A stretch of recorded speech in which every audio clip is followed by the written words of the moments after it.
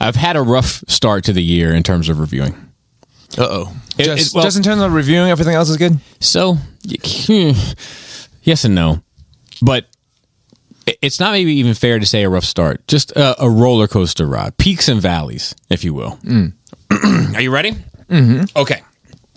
So, do you want the good news first? You just passed your, 10-year mark or some shit? 8-year? Nine. Do you want the good news first or the bad news first? I like bad news first. I like bad news first. Okay, yeah. all right. Finish with the good. Yeah, if you're going to put ketchup on a steak, I'd rather wash it down with a brownie sundae. I hear you. So at the very beginning of the year, I had a review go up for an Ultra Magnus from New Age. Yeah, the small guy. Yep. Correct.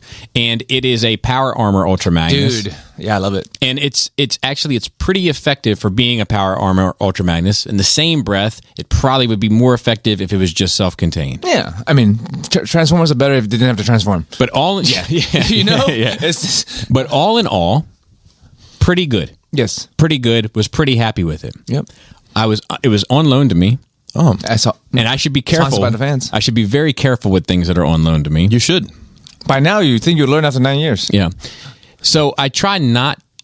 I missed an ankle rocker. Oh, I know. Amateur hour. Off with his head. Oh. Dang it, Bobby. Yeah, there you go. But I missed it. Straight up missed it. I have no excuse. I throw myself at the mercy of the court. I take responsibility and accountability for my actions. I missed it. Within 5 minutes of the review going up, someone had commented I had missed it. They had also DM'd me just to be sure I didn't miss it. Covering all the angles. That I missed it. They must be a big fan. And I actually appreciated the DM because it alerted me to it. I went straight to the channel, found his comment, which I didn't know was there, and then pinned his comment to the very top. So it would be the first thing that you saw once you highlighted your comment box. If you were to read it. That's good business, I think. And then I hearted it just to give extra emphasis that here's Bobby Skullface giving a heart to something. Pay attention. And his comment was like, there is an ankle rocker. It's actually, it took me a minute to find it also. It's not, so like it was a very, very thoughtful thing. Joe, I must have got 50,000 fucking comments about that goddamn ankle rocker. Of course. They didn't read the fucking first comment. They only want to say what they want to say. At about 7:30 p.m., Robert D. leaves a comment that says, I can't believe no one's mentioned the ankle rocker. Which at least brought some levity to my anger for the day. Hey, it's interaction. It's good for you.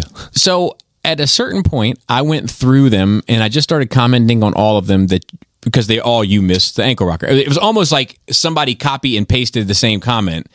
So I just started commenting, you missed the pinned comment.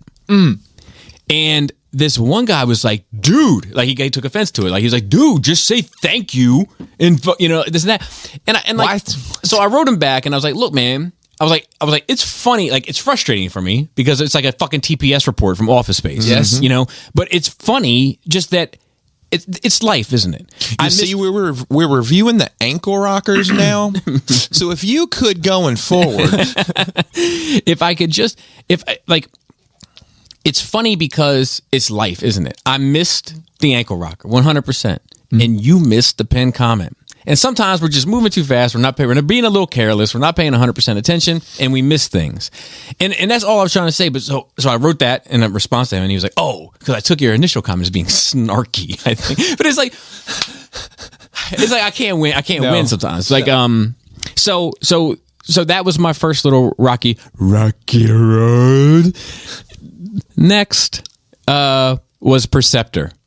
I did a sit-down Saturday on these Perceptors, and the only reason why I did it is because this is the first time I've ever seen Fans Toys flinch. And nobody's really talking about it. But somebody went like this to Fans Toys, and they're like, and Fans Toys went, and it was Transbots, ironically. Yep.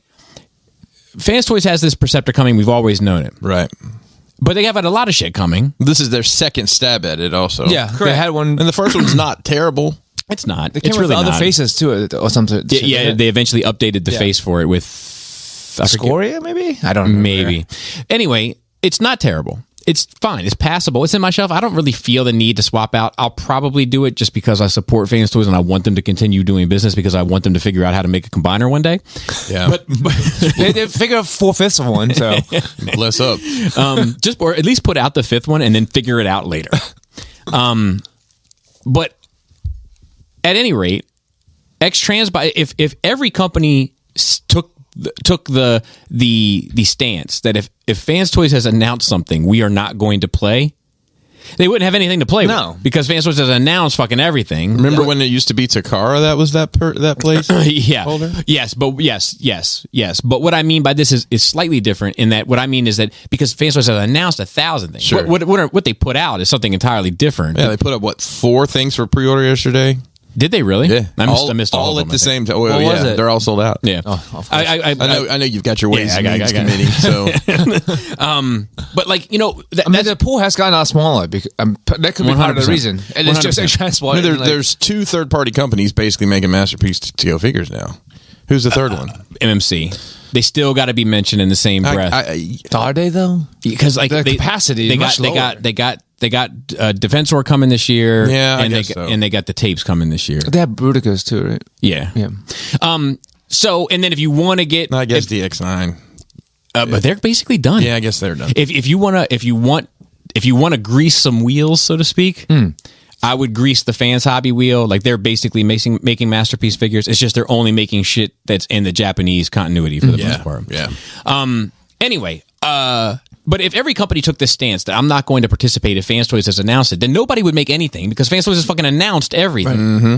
So a year goes by and some change, and X-Transbots comes out with their Perceptor kind of sideways out of nowhere. It's got a ton more shit, you know, on and on and on. And then Fans Toys has to double down and show more shit. Yep. And it's the first time I've ever seen them react that way, and that's what I found interesting. It's like you at Fort Armistead. You're shook. No, see, that's the wrong one. That's the wrong one, buddy. I was just trying to give you some props. But I could have done this one. But it's hard to switch between. It's hard to switch between the. That's a long fucking. Yeah, I know. I should have cut it earlier. But where's this one? Hold on. Sorry, listeners. Hold on. I drink. No. That's a long one too, so to speak. I drink it up. Yeah, but Competition is good though for Oh, fuck, fans. it's so good. Oh, what have we done? anyway, but yeah, so like competition is good, and it was just interesting to see that. So that's what I wanted to comment on. But in the video, I said it's probably going to come down to who's first to market. Well, apparently some reviewers already have this Perceptor, but I don't know because I don't watch other reviewers like that. And Which was the X-Transbots? yeah, and I didn't know anybody had it yet. He's not that special. boy, have they've let me know. They've let me know. So then there was that, and it's just like I deserve it. If I'm not doing my due diligence and finding out about the ankle rocker or finding out about who's got X-Transbots Hansen, then I think so. Then I deserve it. I can also simultaneously say understand my frustration that like I'm not a smart person. I'm not the quickest learner. But usually by 2 comments, I've got it down that I've missed it.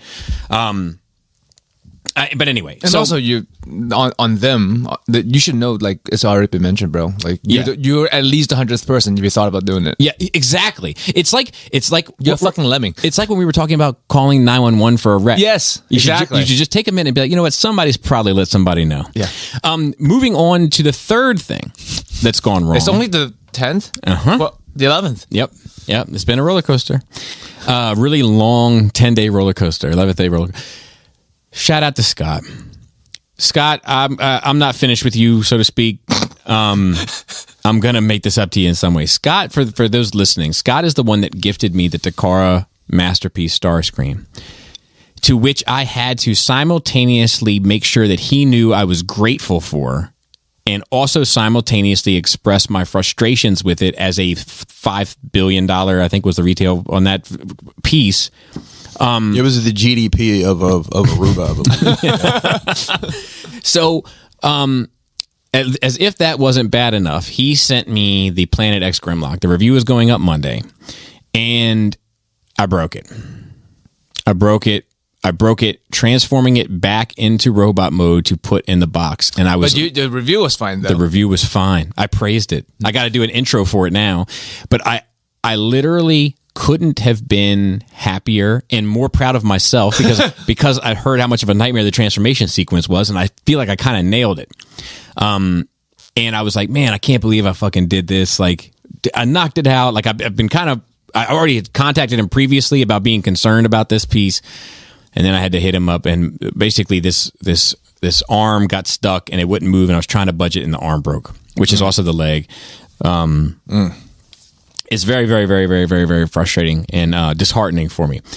So I called him. He took it like a champ, and he was like, "It's a rite of passage. Don't worry about it," et cetera, et cetera. He sent stuff to Bobby. He's kind of breaking it. He said, "Actually, just keep it." And I was like, "Look, I'm going to send it back just in case you get another one and something happens. You can scour the parts if something small breaks that you know what I mean. You might be able to use it. It's not mine. You know, right. Like I broke yours, and I feel awful. And it's like one of those things where it's like I wish you could just." Did I ever tell you about the guys, the guy who I had? It's a long story. He lived in a 3rd floor apartment of a garden style apartment. So top floor. Yep.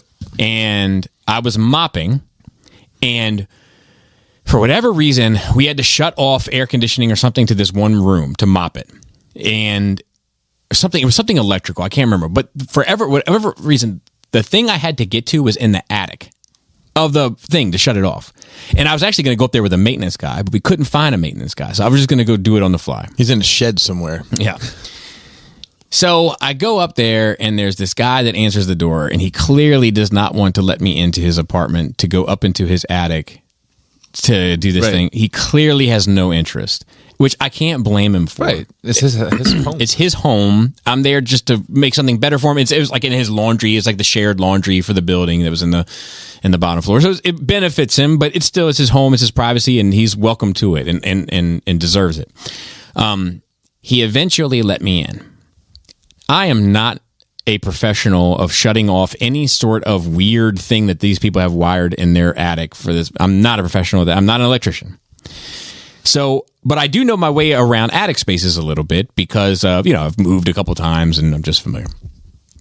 I go up into this attic, and the trick to an attic, if it's filled with insulation and such, is to feel the rafters on the side of the roof if you can, and where they are will align with the floorboards, like the 2x4s or whatever the joists. The joists.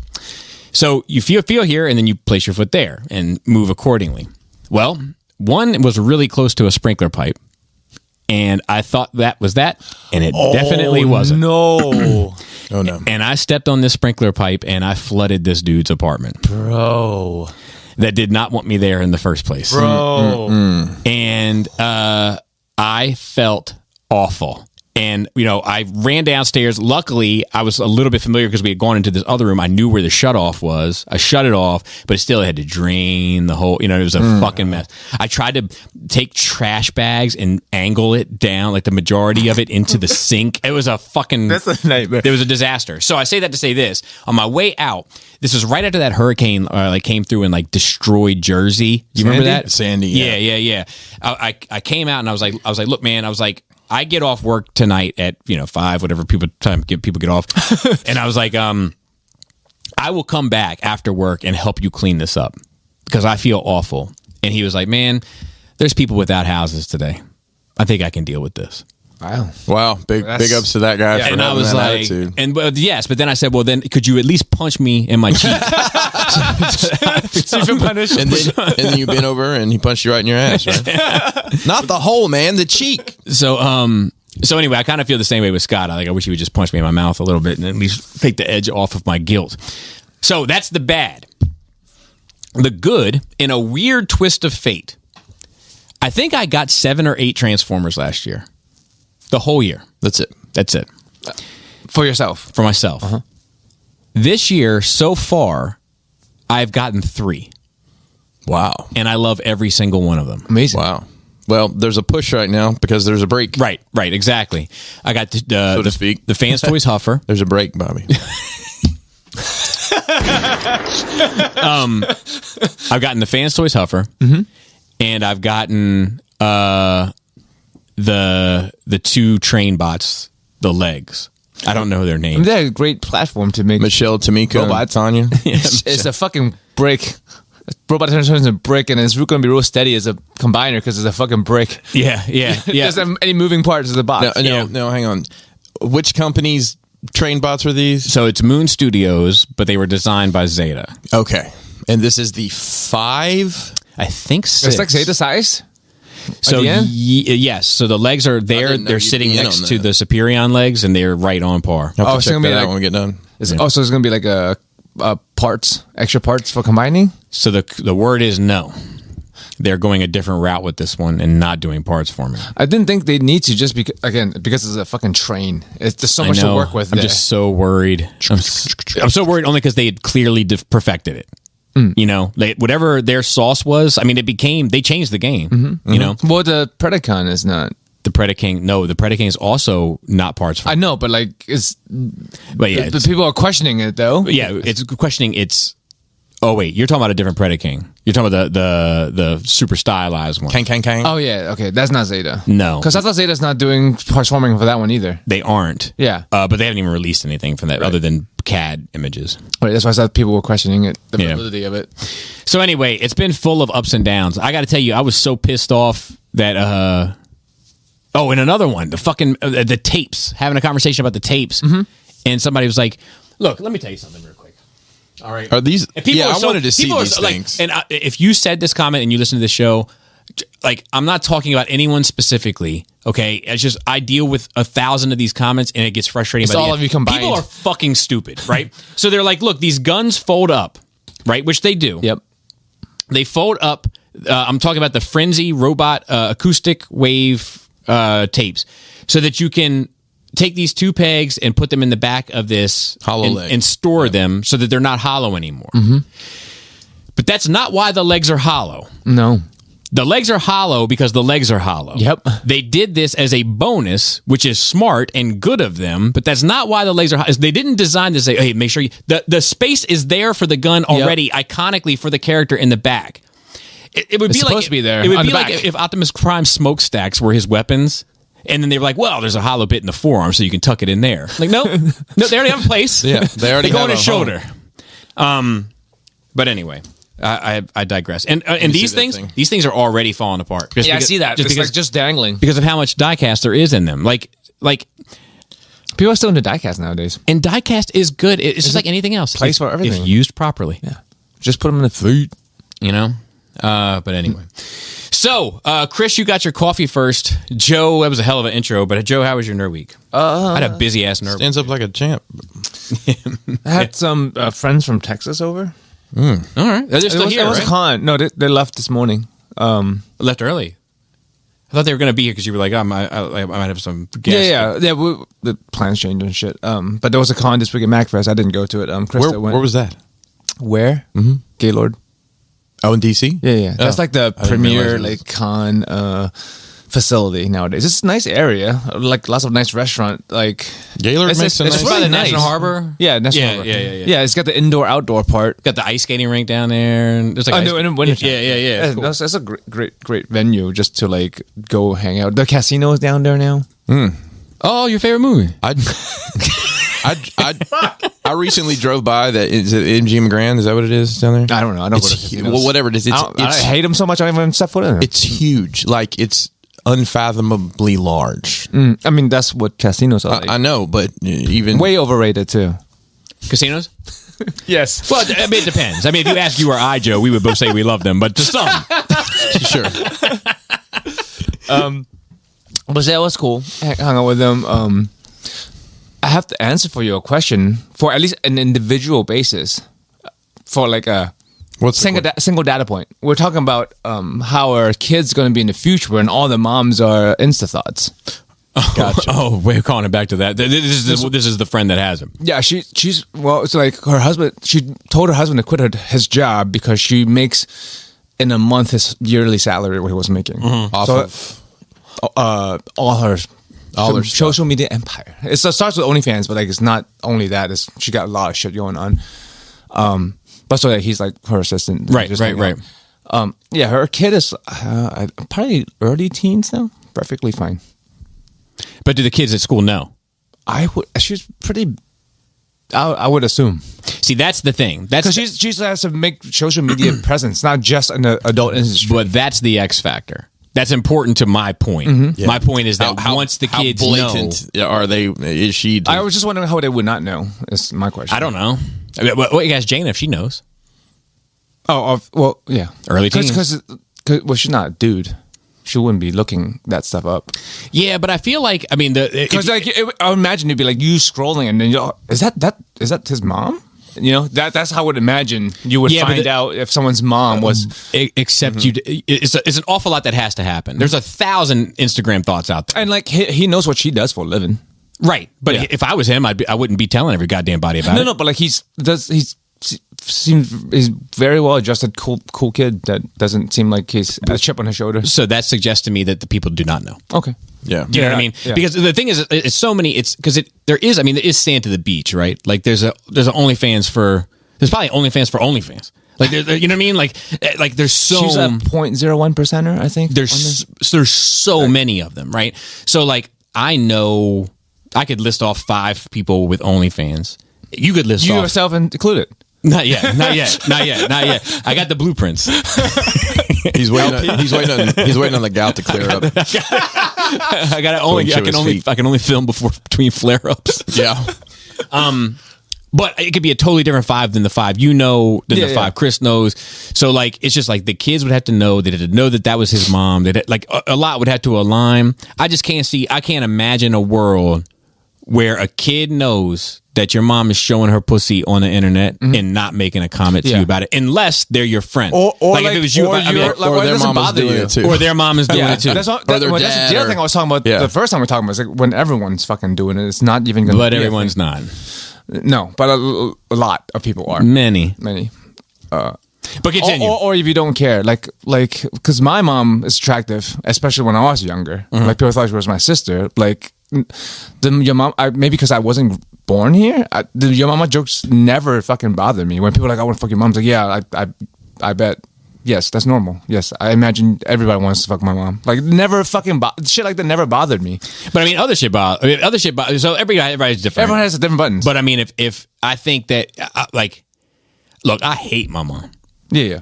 I also love her, but I hate her. And like, there's nothing. I make horrible jokes about my mother on this show every year. Every show all year. My fault.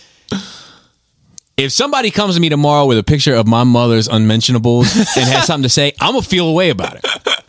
You know, just because I'm a man. Like, like I'm a man with pride. You don't do shit like that. It's a different world, man. But anyway, continue. And so we did end up watching a bunch of stuff and made big ass thing of potato salad in which Pinkerton got a big tub of. I'm excited to eat that. I remember you enjoying that. I remember you enjoying that last time she made it. So I was like, oh, that's a shit time. Let's give the Pinkerton some. Watched Scary Stories to Tell in the Dark. Finally, 3 years late. Guillermo del Toro produced. Oh yeah, made from the book. Oh, I was going to say How was the it? kids book. I enjoyed it. Black, white, and red covers. Yep. Yeah. No, wait. No? Yeah, the book covers. Yeah. Yeah. And I enjoyed it. It wasn't great like horror movie, or Right. because it's I mean, it was for it's fine. Kids, right? Made Yeah, for it's made for kids. pre-teens, As it right? should It was be. done. It was done well. There were some spooky parts in it. Some like unsettling parts. Spooky ghosts. Do you remember that shit in South Park? Yes.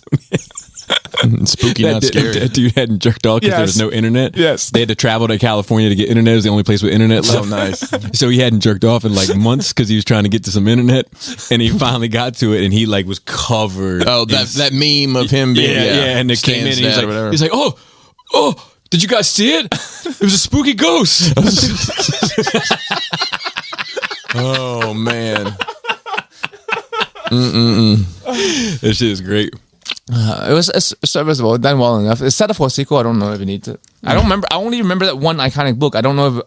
With the face on Was the there? side. Yeah, was there like a book series? I Actually, don't remember. Kelly bought that on eBay or something recently, like an original copy because she remembered it from her youth. Yeah, but I only remember the one book. I don't remember it being a series though. But Remember, like, it always they made it so that it was all tied together to one overarching stories. which is what like a lot of this anthology horror type. Right nowadays, yeah. Universe building. Yeah, or it's like these stories are happening because there's one person. It's like a Princess Bride type deal. A person's reading a book of stories, some shit like that. I had a buddy of mine say like they were upset about. Well, they weren't upset. They thoroughly. Have you seen Spider-Man? No. Okay, I'm going to change the parameters of this conversation just a bit. I'm sure he knows everything about it. I know. I'm often. It doesn't matter. Like I'm just going to change the parameters. I'm not of it. watching it till it comes on streaming. You did mention here on this show when we were all together that spoilers potentially for anybody out there for Hawkeye that Kingpin made an appearance. So similar parameters, but Spider-Man, and he was like, "Oh Christ, the Marvel cringe-o-matic universe." Wow. Cringe-o-matic. Which I just found funny. He liked both the series and the film, but he just says his thoughts were like it's starting to feel more and more. Look what else we do. Look what else we have. Look, it's like the next show you see, you're just going to see like Wolverine like sliding down the curtains in the background on his claws. But anyway, continue. And now we have a llama. Another like after that one was let's watch another anthology horror movie, which is Mortuary Collection. It's pretty interesting. These are more like not for you guys, but for like Dante and Phil and people who likes spooky movies. Well, I like horror movie. But I just don't get get more serious ones though. That's true. Like these are like light, either more lighthearted, like the kids one, or this is like not so serious. It's just to watch something entertaining. I don't get to watch them very often because Laura's like. It'll, you know what I mean? If it like, because I watch the serious ones, she'll be all fucked up for the night. You know what I mean? We'll get like 2 hours of sleep and then have to work a 12-hour shift the next day. So I feel bad. But yeah. So yeah, Mortuary Collection. It's pretty. I like the twist at the end. There's multiple twists at the end, and the individual horror stories are very hit or miss. The first one was trash. The second one was really fucking good, and the third one was interesting. So that's something that was on Prime. Oh, no, on Shudder. I like Shudder. It's good. I watch I've heard about it. Predestination. It's an older movie. I didn't know of it. I like good time traveling stuff and or murder mystery type stuff. Predestination with Ethan Hawke is a mind fuck. It's like because I was thinking about it so hard, I kind of guessed the whole premise up all the way through the end, but it was still very good to see it play out. Yeah. I like Ethan Hawke. But like, yes, I think he's kind of underrated. Yeah. He was really popular for a while, but then like people kind of, I don't know if they shat on him or he's like, the dude from Training Day, right? Is that Ethan? Yep. Yeah. Yeah. He was great in Brooklyn's Finest, the movie I always mention that nobody's seen. Like, he was great in that also. Yeah. I'm a fan. Yeah. But if you haven't seen it, if you like that kind of shit, I haven't seen Tenet yet, but I'm assuming if you like Tenet, you probably like this shit. Dude, it fucked me up when somebody said Tenet was spelled the same way backwards. I was like, oh, fuck. Like race car backwards, it's race car. It is. But so like that's my actual recommend for the week is Predestination. And where would someone watch this? I think it's on Prime. Okay. Or just fucking rent it. Do you have money? You can just fucking throw $3 at it. Is this a recent movie? No, maybe 8 years old. Okay. I've never heard of it. But it's really good. Really good. Like the story plays out really. I can't spoil anything, but it's very interesting. A bad movie I watched. Just listen to the name of this. Yeah, I'm sure I can't wait. Night Teeth. Man, are they in a jar by the bed? No, that's the banjo music. Yeah. You know, my grandma on my mother's side had dentures. Used to fuck me up like when I would see him sitting there and like the little like the juice or whatever. Antibiotic or something. Like what is the it? Barbasol? No, it's those towels you put Listerine. Is it Was Efferdent? Is it Efferdent? Some shit like that. You it bubbles. So it's supposed to clean it. You don't see commercials for dentures anymore. Like for that stuff. I guess. People do the implants. Yeah, they do the. People still look for like once in a while, be like looking for denture glue in the pharmacy. Yeah. But it's campy. But if you like campy vampire movie, I say give it a watch. Like the acting in it varies in range is the crazy part. Like there's some really bad acting, but then there's some really fucking good acting for no reason in a movie called Night Teeth. Oh, wow. So premise of the movie is vampires exist in the modern world. They are hidden and powerful, and they coexist with man, and they have a truce, right? But then this one faction of vampires is like, nah, fuck it, we're taking over. Isn't that kind of the premise of the Blade franchise? A lot of modern vampire movies. And this one guy's brother is like some kind of vampire hunter. He doesn't know it. The younger brother, and he is a chauffeur, and he started driving these bitches around. Like he just thinks he's driving some rich bitches around in Hollywood. They end up being vampires, and then hilarity ensues. Hilarity. All right, that's fair. It's if you like vampires, do you like modern vampires? I like vampires. Give it a watch. I'm anxious to see that Nick Cage Dracula. Yeah, You know, I like- heard of it. When is it coming out? I still don't haven't watched know. Pig. I don't know. You Let's watch watch Pig. the fucking watch. Fuck. We were looking for a movie to watch yesterday. So Pig is not free. I went to watch it. It's not free anymore, apparently. Sometimes movies go in and out. Yeah. Oh, gotcha. Paid So we wall. went to watch it on Amazon. No, it's on Hulu. Oh, so it The still movies is can free be on on yeah. Hulu, but we have commercials. Which I went to watch something. I Googled it to see where I could watch it. It said it was on Hulu, and it was you had to pay extra on Hulu to watch it. So, But sometimes movies are just for free on YouTube. but then also. I found out I can just watch it on through my cable. Yeah, I'll tell you, I consumed a You can lot of just be a content Chinese this week, pirate. but I had a hard time finding movies to watch. Like I went through like movies released in 2021, screenshot a whole bunch of them, and then went around to try to find them. It was very rare that I could find a movie that was streaming for free of any of like the popular movies of 2021. I mean, it's kind of new. It's 2021, right? I mean, not January 2021. Yeah. You know. I don't know how much is a stream worth, bro. Dude, it's an ancient old question. $3.99 according to Amazon. So I watched a video the other day. Somebody had done some math, and I think was it Spotify? So music, they've got it pretty It's much like figured out. 0.0004. Tidal is the highest paying streaming service for music. And But the music, both people who use Tidal, right. I didn't know Music that still existed. is more transparent, ironically, than Hollywood. Yeah. Like it's the Netflix shit that I'm like, how the fuck? Where you know? Yeah, because there's no commercials. Right. Watch Enchanted. This is the second time I watched it. I watched it when it first came out. I enjoyed it. It's a Disney movie. Yeah.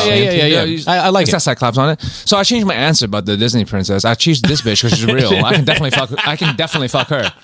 She's Lois Lane. Oh, I'll take the real Mary Poppins hang too. on. By the way, I thought you didn't like that body type. the first one. The first one. Like I like the second one. Nah, that what's first it- one. The second one. What's his face's wife? The Office. You guys like it? You like it? You Yeah, not so much. she's the one that No, she's in. I like it. I like she's it. I in the like Quiet it Place. almost as much as the British one. Yeah, She's a quiet place, and she was in what is her name? with the Tom Cruise movie, The Edge of Tomorrow. She was like I'll see your kind face. of athletic in that one, and I like Anyways, athletic chicks. Yeah, we get. Let me look her up. I'll look her up while we're. But yeah, so I liked Enchanted. it This Emily? Enchanted that's coming out, I'm looking forward to it actually because it takes place 10 years after the movie, where like this Disney princess has lived Is in this the the real one world. with Amy Adams in it? It's not From yes, years ago. yeah, I remember Emily that. Blunt? Yes, that's her. Emily- Yeah, that's it. So like that's what I fuck her. Okay. She's my Disney princess. That's my answer. But yeah, so this takes place 10 years after the original, which is, I think the movie was 10 years ago. So like what happens now, the Disney princess has been in the real world for 10 years. Oh Jesus! I'm looking forward to it. I want it to be a train wreck, but it's not because it's going to be a Disney movie. Yeah, She probably smokes Newports since she lives in Florida. interesting. I mean, like, you come from a fucking world where it's magical and you sing songs and birds come to you into fucking New York City. Please. You can't be happy for 10 years. She after lives in that. Florida now. There's no doubt. Remember the Family Guy did video? You had to be anti-Semitic. You remember that bit? I do. It's awful. Remind me. I have something I will not say on the show that I saw that. Yeah. And one last note, I still listen to creepypastas and that shit, right? Yo, so I was washing dishes, just listening, and like my hands were soapy, like I couldn't. So we were just playing, and then like the end got like feelsies, and I started tearing up, and my reaction to myself was like, "Yo." I'm like, what are you doing? Sitting there washing dishes, like tearing up to a fucking story. I was like saying Yoda's stories. Like, I did not sign up for this. I signed up for a scary story. I didn't sign up for feels. Yeah. And I was like, yeah, that's a weird reaction out of myself, like out loud. Can't tell somebody how to feel, man. You can't control that shit. It just is what it is. I'm aching to feel something for Star Wars again. So maybe I'll start listening to creepypastas instead. I just want to feel something. Yeah, it's just I don't think I've ever had that specific sound come in my mouth as a reaction to myself. Right. It's like catching someone eating a hot dog. Oh, great. That's a combo pack. Except it was like just by myself to myself. That's awesome. And that's it. All right, Christopher. I got COVID. Dude, I called Congratulations. Can I say congratulations? Thanks. Do you have, this must be some kind of club you're in now. I called you. I called you today, my COVID colleague. Yeah. Yeah. And while you were positive, you sat down at this table I did. and had a 3-hour conversation with 2 people that did not get COVID. Yep. And also, I was within 6 feet of your wife and your oldest daughter, too. Yep. Everybody in my house except Mason tested positive. Wow. Everybody. Nobody had it. I mean, Kelly, I think Kelly had the worst of it. She was just coughing her head off for a couple days. The main how thing, it fucks with you is different. It you know? is. Depends on the strain, depends on the person. Blood type. I was just lethargic. I'm not a napper. I've never been a napper. I napped my ass off last week. I'd sleep till 10 and Have you get ever up. been a flyer or a driver? Yeah, I've done all that Bringing stuff. it back. I've done all that stuff. So I watched a fair bit of stuff this week as well because Nice. I just didn't want to do anything. I watched all of Cobra Kai season 4, which was, I mean, it was a fun romp. I mean, I it's watched absolutely ridiculous. the first season and enjoyed it. Yeah. And I got 2 episodes into the second season, Yeah. and I think I'd had enough. Like, I think it's not that it was bad. I think I just spent enough time in that universe where I was ready to leave it. I just kind of felt committed at this point. I mean, it's a very twist and turn kind of thing. It always ends up in a karate fight or a tournament. Like, I think the end of season 2, they have a karate fight in the school during school, and one of them breaks one guy kicks the other guy off the top floor to the bottom, and he breaks his back, and he rehabs and comes back, and then they're all switching sides back and forth, and so it's like wrestling. That's why you like it. it essentially is like wrestling. It's a karate wrestling. In a body bag. Yeah. That kid is still the best. I think his name was Bobby. No, for what it's worth. They brought back the guy who was with the original Cobra Kai. It was the guy with the slick back ponytail. It was the real jackass. yeah. So he's back in season 4. He was the villain of 3, right? Of Karate Kid 3? Maybe. I didn't know there was a 3. I don't remember watching 2. Oh, I think There's there's a fourth. there's a 3, and then there's only 3 there's with also the original one with cast, right? And then Jackie it's- Chan and Most Smith's kid. Well, then there's the one with Hilary Swank. Yeah, also. Hilary Swank was the 4th. I thought Yeah, that was that a was the boxing 4th. movie. That's a different. That's movie. a different movie. But What quite about good. my welfare? But quite good. And then the 5th one was the reboot. That was I've never actually seen that. Yeah, who's got time? Yeah, really. So I mean, it was I don't know, 10 episodes maybe. I watched all of it. You should watch. Have you watched Paper Tiger yet? Who? Paper Tiger. What's that? If you like Cobra Kai, you should like it. It's on Netflix. So Okay, I haven't seen it. It's one of the guys who used to You had be spoken about it. karate kids. They were really good karate kids, and they grew up, got real life. Oh yeah, Oh, they- that's they- right. they work for grown insurance ups now. companies and shit. And now they have to got challenged to fucking karate fights as a grown ass old men. The Expanse next to last episode came on last week. The finale is this Friday. Technically, it comes out Thursday at like 7 or something. But man, they got a lot to wrap up in one episode. I'm not gonna be able to do it. I don't know. I think it's supposed to be a longer episode. From what I understand, they had been doing 10 episode seasons, and they're only doing 6 because the budget. They just basically had X amount of money to make the season, and they said we can make 6 really good episodes, or we can make 10 pretty good episodes. So That's the beauty of waiting to the end. Then if it's like the most worst ending ever, like what Lost was for some people. Even Yeah. though when I hear about the ending of Lost, I don't think it sounds bad. I liked it. But like It wasn't the best. but when if you're like, oh, it ruined the whole thing, I'd be like, time to see it. yeah, I mean, I can't imagine this No, I know. I'm just ending messing poorly. It's some of the stuff they're lining It's been up so is good for so long. absolutely It's- incredible. And then the show's over. So it's over. The story's not over. So there are 9 books. The 9th book actually just came out the end of last year. Is that the last book? That is, the authors say that's the end of it. Or They're maybe putting not out- for the universe, but this story. And they've even come out and said they don't want anybody else writing in this universe. But Nice. there's always Tumblr. Yeah. Well, no, I think Tumblr's dead. Right? Well, you know what? Well, it's still that's alive. They just took porn off. Yeah, there's Tumblr vibes. So pretty much Life dead. without porn is dead. Yeah. So this is the and the show is strayed a bit from the books, kind of like how Game of Thrones did. And they've introduced eventually. like the character drummer is actually, I think she's like a bit player in the book, but her on screen, she's probably my favorite character. Yeah, bro. She's kind of an amalgamation of like 3 different characters rolled together, which she's playing a critical role in this 6th season.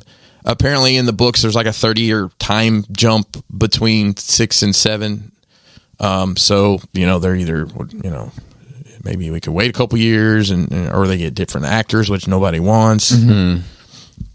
So it'll be interesting to see what happens to the franchise. Alcon Entertainment is a pretty big company. They own the rights to it, and apparently they're shopping it around to see And to this do was because something they already had else to with shop it. it around. This, it was already canceled once, and they went somewhere and else. Amazon saved it. There was And it was doing well, so I don't wonder why they're not doing more. I don't know. I really don't know. That hasn't been revealed. I think a lot of that may come out after all the smoke clears, so to speak. That's true. Watched a movie called Don't Look Up. I heard that was heard really about good. it. It's on Netflix. It's on Netflix. It's on my list. It's got DiCaprio and Jennifer Lawrence. Butthole lady. I just remember her butthole, man. Okay. Sorry. Yeah. It's got an buttholes. all-star cast, and some people are just like like Michael Chiklis is in it, but like for 2 minutes. How is it? I thoroughly enjoyed it, Yeah, and people- it is a great commentary on the world we live in right now. I say a tagline says based on true story, but there's no way it's based on a not. true story. So here's the premise. Leonardo DiCaprio is this kind of futzy astrophysicist. No, he's an astronomer teacher, I guess. And the girl is getting her PhD in whatever whatever, and they're looking at the stars, and she finds this comet they do all the calculations, and it's coming. Oh Lord, it's coming. So chaos ensues. They meet with the president, who plays the president. I can't remember. Someone really big. It was a bunch of big people. It's okay. Jonah Hill's in it as well. He's like the president's son / like PR person or whatever. It doesn't have because I'm hearing scuttlebutt about it from people. Like everybody seems to love it, Yeah. but it doesn't. When I looked, it didn't have super high reviews. I didn't even look at that. Are you looking for a review site reviews? Or are you looking at user reviews? Yes. Okay. Because I always do both. Yeah, I do too. It is. Snot It's that knob. 55 on Rotten Tomatoes, 7.3 on IMDb. Yeah, 55%. Yeah, but what's Google user rating though? That's what I usually go off of. 49% on Metacritic. So Kate Blanchett's in it. It's Meryl Streep that plays the president. 78 for an audience. Yeah, that's good. Anything over 70, I usually enjoy. See, for an audience score, I need it to be super high. Chris Evans we're looking for is in different it, things. but I don't even know. Most people that I know have shit taste. It's just, I mean, no, You know what I mean? because you're looking for a different taste. Yeah, I mean, I think You're looking for a steak when I'm just trying to get McDonald's. You know what I mean? yes, shit taste. Kid Cudi's in it. McDonald's does really well for themselves. Yeah, because a lot of people like shit taste. Ariana Grande's in it. That Timothy Chalamet kid's in it. Yeah, I want to watch it. It's I want to got watch an it just all-star because cast. everybody's talking about it, and I want to participate. Right. And you can definitely pin it on some of the things that are going.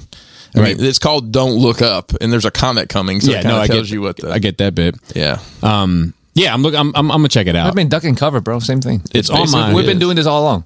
It's on my radar for sure. Much like the comment, Joe.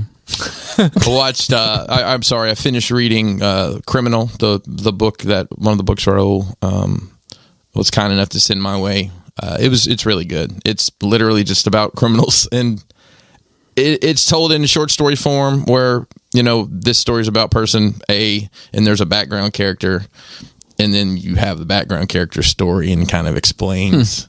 It's very well written, very good storytelling. That dude is he's a fucking soothsayer. I don't know. He's like the pot. Like Maybe he's just the most well read out of all of us. Like, yeah, but he knows how to like. He knows how to like cater to your tastes and like. I mean, I've never read a bad thing. The interior decorator of your mind. There you go. The next one I'm going to read is, I believe it's called. Forgive me, Raul, I'm going to mess this up. Something's Killing the Children, I think. Oh, it's me. It looks I've like heard it's about like this a book. horror. He said it's a horror-ish novel. And I think they're turning it into something, or trying to turn it into something also. Like I'm sure they are trying to turn everything. I finished this Star Wars game, Jedi, whatever. Oh, yeah. Super short. I Fallen don't know. Order? It seems super short. Is Or it? maybe I was just. Yeah, I having a fever still dream. don't think I did it on 100%. There's like a couple of those little tricks I couldn't figure out. I just, I started to go back, and I had a hard time navigating those maps, like because they're 3D maps, Yeah. and there's no like arrow. Yeah, a lot of I games agree. it's like you go this way. I agree. So I was having to pause it and look at the map. I did get all the powers. I have all the powers turned up to 11. Okay. Like I did make sure to do that. I didn't unlock everything. Unlimited power. Watched a lot of Vice does some damn good little documentaries. For sure. Like they do little 30-minute, 10-minute stuff. It's on YouTube. You can just plow through it. Omar, Michael C. Wire. Williams, rest in peace. R.I.P. He actually hosted a show on there about. There's all sorts of stuff like the lean epidemic. I didn't watch all of them. I have that one saved. There's a lot of. It's almost all on YouTube. I did watch I don't know if you guys have noticed this, but like whatever the drug trade was of 88 to 96 has kind of become the credit card scam of today. No. So like, Oh, they give you some shit to get you hooked. so I watched this thing on Vice about it that's in that same ballpark, but it's like this, like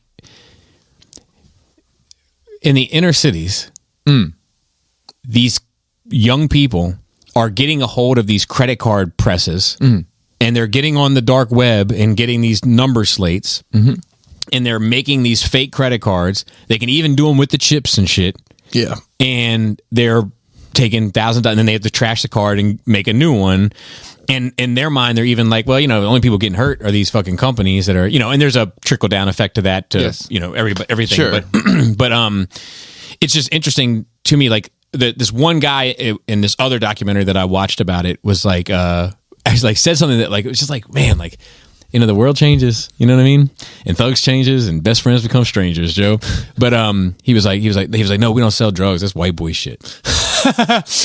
Wow. So I watched one of the ones with Michael C. Williams about underground gambling in New York City. It was fucking fascinating. Like these casinos people are running like in the back of pizza parlors and shit. And you might have heard about it. I don't know, 4 or 5 years ago. There was like somebody got killed at one of these things. And he interviewed the dudes that robbed these places. I mean, I'll give Vice credit. They don't pull any punches on talking to every angle of so these guys are all covered in masked up and glasses and hats and shit, and they're talking like their voice. That was fascinating to see. They had a guy on there. He's like, yep, I was gambling $100,000 a week and I was on a hot streak for 2 years and now I'm basically homeless and I gamble $20 at a time just trying to get up again. Wow. Like, geez, that's awful. Stupid. I watched another one. It was a UK based one about. Oi. Yep, it was about social media money scams. Like, I'll turn your $20 into whatever, or basically what it was is like, hey, give me your bank information. I'm gonna transfer $4,000 to your bank. And you get keep half of it. It's the new Nigerian prince. Exactly, it's what it is. But I mean, they like met up with this dude and gave him his cash, and the guy's like, "Yeah, I've done this 3 or 4 times with him." But there was another guy's like, I got pressured to do it by a relative that was doing it, and my bank account got locked, and the police came to my house. Yeah, I've been hit up to do it. Like, I'm in contact with a lot of these people with the 400 subscribers. Or so. Yeah. And every now and then in an exchange where I'm complimenting their music and how I wish them the best, they'll be like, oh, great. If you want to get some money real quick, I can send you some, And once again, like, that's the scam. That's the hustle of today. Like, the drug trade is like, because, I mean, weed is legal for all, and like, the only thing that people seem to be really after these days is fucking perks and fentanyl. Yeah. Oxycontin. Yeah. It's all digital now, bro. Yeah. The last one I watched 2 more. I watched one about there's apparently 500,000 feral wild cats living in New York City. Love to see it. They're invasive species. Cats will fuck an environment up. And the problem is when they reproduce, there's 7 of them, right? So they follow these 2 women around who basically, stake out these places where people are feeding cats, and they capture them and they get them fixed, and put them back. Yeah. And that's the solution. This is spayed and neutered. It is. I mean, they said they spend about $400 per animal between everything.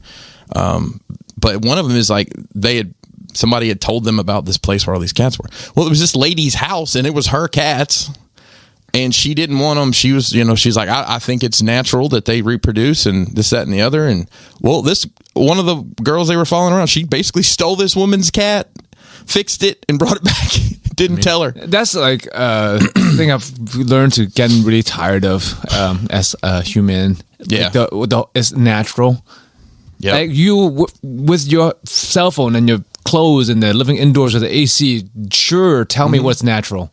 Yeah, no, you're absolutely right. Like I hate that excuse for anything nowadays coming from people. Yeah, the last one I watched was about the grape growers in California. Why does it sound like it's like wine and stuff? Yeah, well, there's a drought, right? So they're really just raising awareness about raising awareness. Yeah. Joe, you can get upset all you want. You can get upset all you want about this. Just don't whine. Shout out to Matt. Matt H. Matt H gave me that, and I had to twist it a little bit. And I saved this for last because I'm assuming you watched Boba Fett. Yes, and Hawkeye. I'll watch one more thing. Sorry, you would hate it because you don't like Wolverine or musicals. Greatest Showman. You watched that? I watched that. Nice. As on the background, it's fine, but like it doesn't make me like the circus anymore. Or the Ringling Brothers anymore. So I don't know. They're horrible people. Yeah, it doesn't paint them in a good light either. No, the movie. I didn't know just it was like actually a lot of lights and colors and music. So it's like Moulin Rouge, but in a circus? I don't hate Hugh Jackman. I just don't like him as Wolverine. I just don't like him as Wolverine. But can you name 3 things he's done where Prestige. he's not Wolverine? So there was that robot fighter thing. Okay. Real Steel. Yeah. The Prestige. Prestige was the magician one. Yeah. The Greatest Showman. And the Greatest Showman. There you go. I don't like any of those. I'm not sure if I like him or not. I liked all of them. You didn't like the Prestige? That's the one where he's like a clone, right? Yeah. So the thing is, there was 2. It's just like Deep Impact. Clone. There was 2 magician movies that came out at the same time. Mm-hmm. I remember that. I liked the other one. What's the other one? It was the one with Ed Norton. But you don't remember the name. I didn't remember the name of Prestige. Yeah. The Illusionist. Yes. I remember when I was in the film industry, they were both out, and it was very confusing to people. Yeah, it's the same. It happens every so often. I think it's because one script gets shopped around that somebody's like, "Look, we're not buying this, but we need a movie about some magicians." Yeah, you know what I mean? Yeah. I think that's what happens. We're not going to buy this fucking thing called Deep Impact, but we just need something about a big rock heading to Earth and a team of. And we need Bruce Willis in it. Yes, and Steven Tyler's daughter, and he's going to sing a song, an erotic song, while she's doing erotic things with animal crackers. And I want the song to sound like a lot of his other songs that are all sounding similar these days. Maybe make it go crazy. It's amazing that baby is. I love that song. I love all that shit. Whether you love it or not, you have to admit there was this period where Aerosmith put out the same song like 4 times. And they're crazy, good. Amazing, jaded. They all even rhyme. Yes. Yeah, they are. It's a series, you see. It's a sequel. I don't know if we've done Aerosmith. What's your favorite Aerosmith song? Oh, I mean, the fucking Sing for the Moment. Okay. Really? Yeah. My second favorite is fucking... Living on the Edge. Okay. What about you, Joe? Do you have a favorite? It's very tied to fucking nostalgia and also the things in that moment of my lifetime. I don't want to miss a thing. It's because I was fucking 16 and all that shit that summer. Mm-hmm. It's a very memorable summer for me. I'd say mine's a tie between Janie's Got a Gun and Love in an Elevator. Yeah, those are both great. I think that was the pinnacle of his drugs. So my Dream On. Dream On's that's what I meant by Sing for the Moment. That's a classic. Dream On is my favorite. Yeah. But then my third one would be Take me to the other side. I like that one too. Yeah, those kind of like you said, they all kind of sound the same. Yeah. I saw something the other day, and it was like every song from like maybe the mid 2000s, like "Honey, why you calling me?" So and then like Lips of an Angel. Yeah, and then there's a bunch of Nickelback, and they all sound like there was this do guitar chord, and it's like the dude would sing over all. Like, yep, they're all exactly the same. I mean, it's just a phase of the era, right? Like a lot of music in the same era sounds similar. Like all of because of trends. What's that shit that Skillrex does? Dubstep. All dubstep sounds about the same, right? I'm sure if you're into it, they sound different to you, right? And to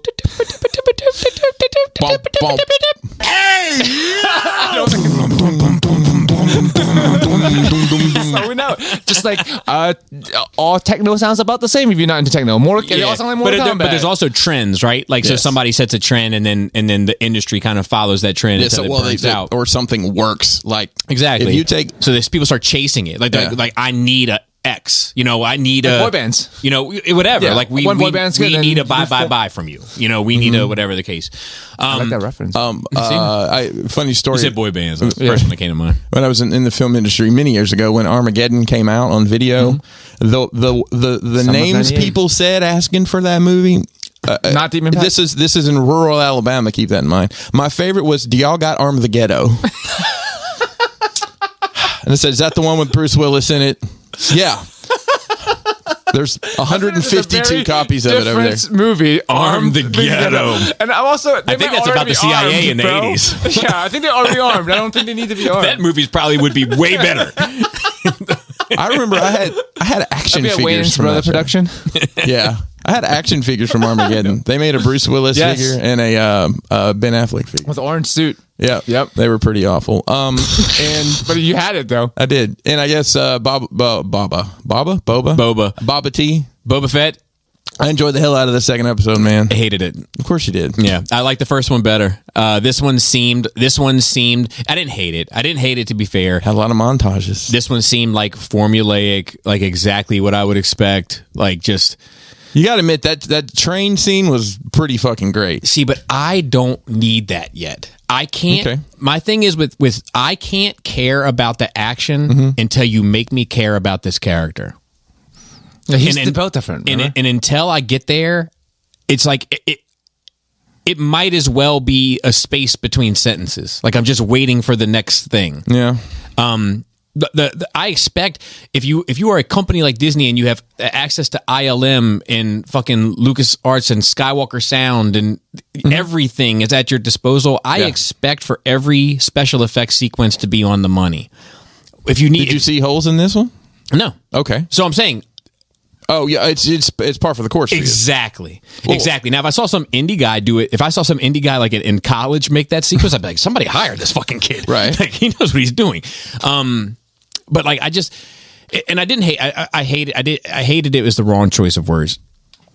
This was exactly what I expected this to be, where the first episode I felt like had a little bit of interest to me in terms of like how he was going to rule and how like figuring himself out a little bit. I started to kind of connect to him. I haven't given up on this series at all, but I was just less enthused. I know they had to tell this backstory of how he gets out of the Sand People and all that the Tusken native Tatooiners, pardon me. But I know Tattooed wieners. They're apparently Tusken Raiders. That's what everybody's calling them. So nobody calls them native Tatooiners except for me. I know, it's funny. I mean,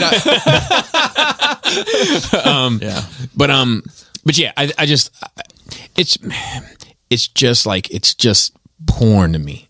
I love porn. That's the difference. I do too, but I don't. In a different way. But in a different way. Okay. In a different quantity.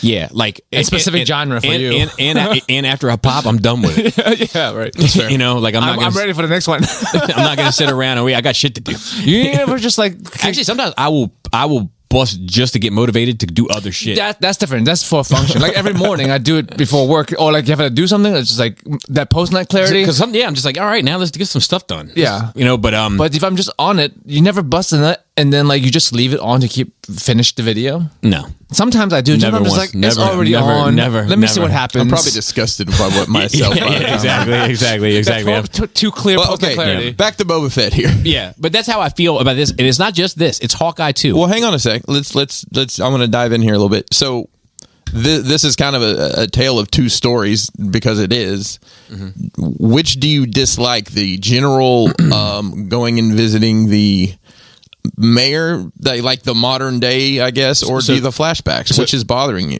The flashbacks are the flashbacks have been what I have.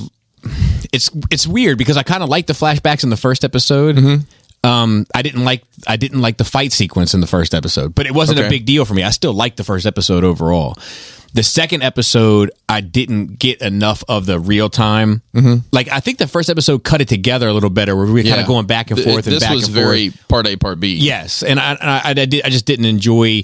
I didn't enjoy the Tusken Raider sequence a whole lot. Okay, I appreciate that I now have that element, that component of the story to move forward, but I'm hoping that now that we can just move forward. Yeah, well, so he got his black robes, and at some point, like, he'll go get his ship, I'm assuming. Oh, I guess they'll show that. Well, he's got to go find Finnick in the desert. Speaking of which, that's a fantastic figure. That Black Series figure. Is it? Yeah. Like, that wave is not fantastic, and that Boba Fett is horrible. I didn't know it was... Wait, which Boba Fett? The Tusken Raider Boba Fett. I didn't even know the figure was out. It's awful. It's awful. The Black Series figure? It might be the worst Black Series figure ever made. When we get done. Yeah. And so that wraps me up. So, but real quick, I just did a comment on that. Like, you know how they did the single hinge knees now? Yeah. On Black Series. So, like, his cloak, like his like baggy genie pants, come down. If this is the hinge, it comes down like this. Over the hinge knee. Oh, so like when you bend the hinge, it just like sticks the fuck out. It's just awful. Oh, I can't wait to look at this when we get done. And then the face. I'll be honest with you. For them having digital scans of everybody now, the face, something seems wrong with me off too. A bit. Yeah, I don't know what it is. Can you fix it? I don't think so. Yeah, I thought it was okay. It's just. It just seems this seemed more of like this seemed empty to me. Look, I just don't like. I don't think I like Favreau in my Star Wars, I think that's just what it comes down. I don't think he's. I'm not gonna make tweets about it. I'm not gonna. I'm talking about it here because we're both watching it and gonna talk about it. But like, I'm not gonna jump from the mountaintops and say he should be fired. I just think from my personal preference, because it's good for some people. Correct. Yeah. I think, and I'm happy. Garbage. And I'm happy that I think we talked about it before. He wants to tell adventure stories, right? That's what this is going to be, right? And I want saga. I want that. I want that meat on the bone, so to speak. We get a lot of Star Wars in 2022. There's like 3 or 4 series that'll be coming out. Ahsoka and I know. Well, Ahsoka is, if it comes out, it's going to be very late. What's it called? Just Wrap. Cassian Just Wrap. Cassian and Andor. Yeah, they're actually calling it Andor. Kenobi going actually out? Kenobi. Is more Mandalorian? Is that Mandalorian season 3, and I think they said Bad Batch also season 2. Why? I'm gonna be honest with you. I didn't even watch it. I already don't like it. I think I'm gonna put it on when I'm like doing something else and just have it as background noise to watch it. My problem a lot of times with things that come out or are being worked on is not the fact that I personally don't like it. It's like, I think you can use your resources better. You could put this towards something else that I would rather. Yeah, and I'm going to keep watching this. I don't hate it. I don't hate the show. I don't hate anything about it. Bad Batch? No. I was going to say I do hate Bad Batch, but I might still watch it. Why do you do this to yourself? I would only do it for Star Wars and maybe DC. And you know what? Those are like 22-minute episodes. It's like that fucking ex-girlfriend that comes back to ask you for favors, and you still do it for the old times. Yeah. It's not a great analogy. It's pretty good. But like I don't. You know what? Oh, this is good. What upsets me is not that I don't like it. It's not that I hate it. It's that I don't love it. Okay, that's what I find. Like that's what. What's the last thing you loved about Star Wars? You're so numb, the last Clone media Wars as a whole. The last season of Clone Wars. That was it's that last episode. Like, even thinking about that last episode, I get this feeling throughout my body of what Star Wars has done to me for 38 years. You know what I mean? Tell me where the lightsaber touched. Yeah, everywhere. Oh man, Hawkeye. I watched we it. talk about Did you watch it in whole? Watched it in Did you whole. watch it in one sitting? Did you binge it? No, because I watched 2 episodes and then, Okay. yeah, I think it's as good as the rest of them. That's fair. Yeah, I don't think it's amazing. I'll tell you what I liked.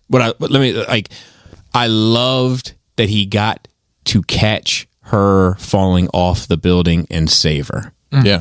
Yeah. See, that's the shit I'm hunting. It's those moments. It's like he failed with Black Widow, and now he was able to fix this. Yeah. And he was able to, and it scared him so much because of his history with her that he cut her off. Yep. You know what I mean? Like, that's the shit I'm after. I Moments. really liked him, and everything it has to do with him in the show was great, and I like his character. I like that he has a fucking hearing aid. Yeah. It's like, and that was an interesting storytelling component too. Yes. Yeah.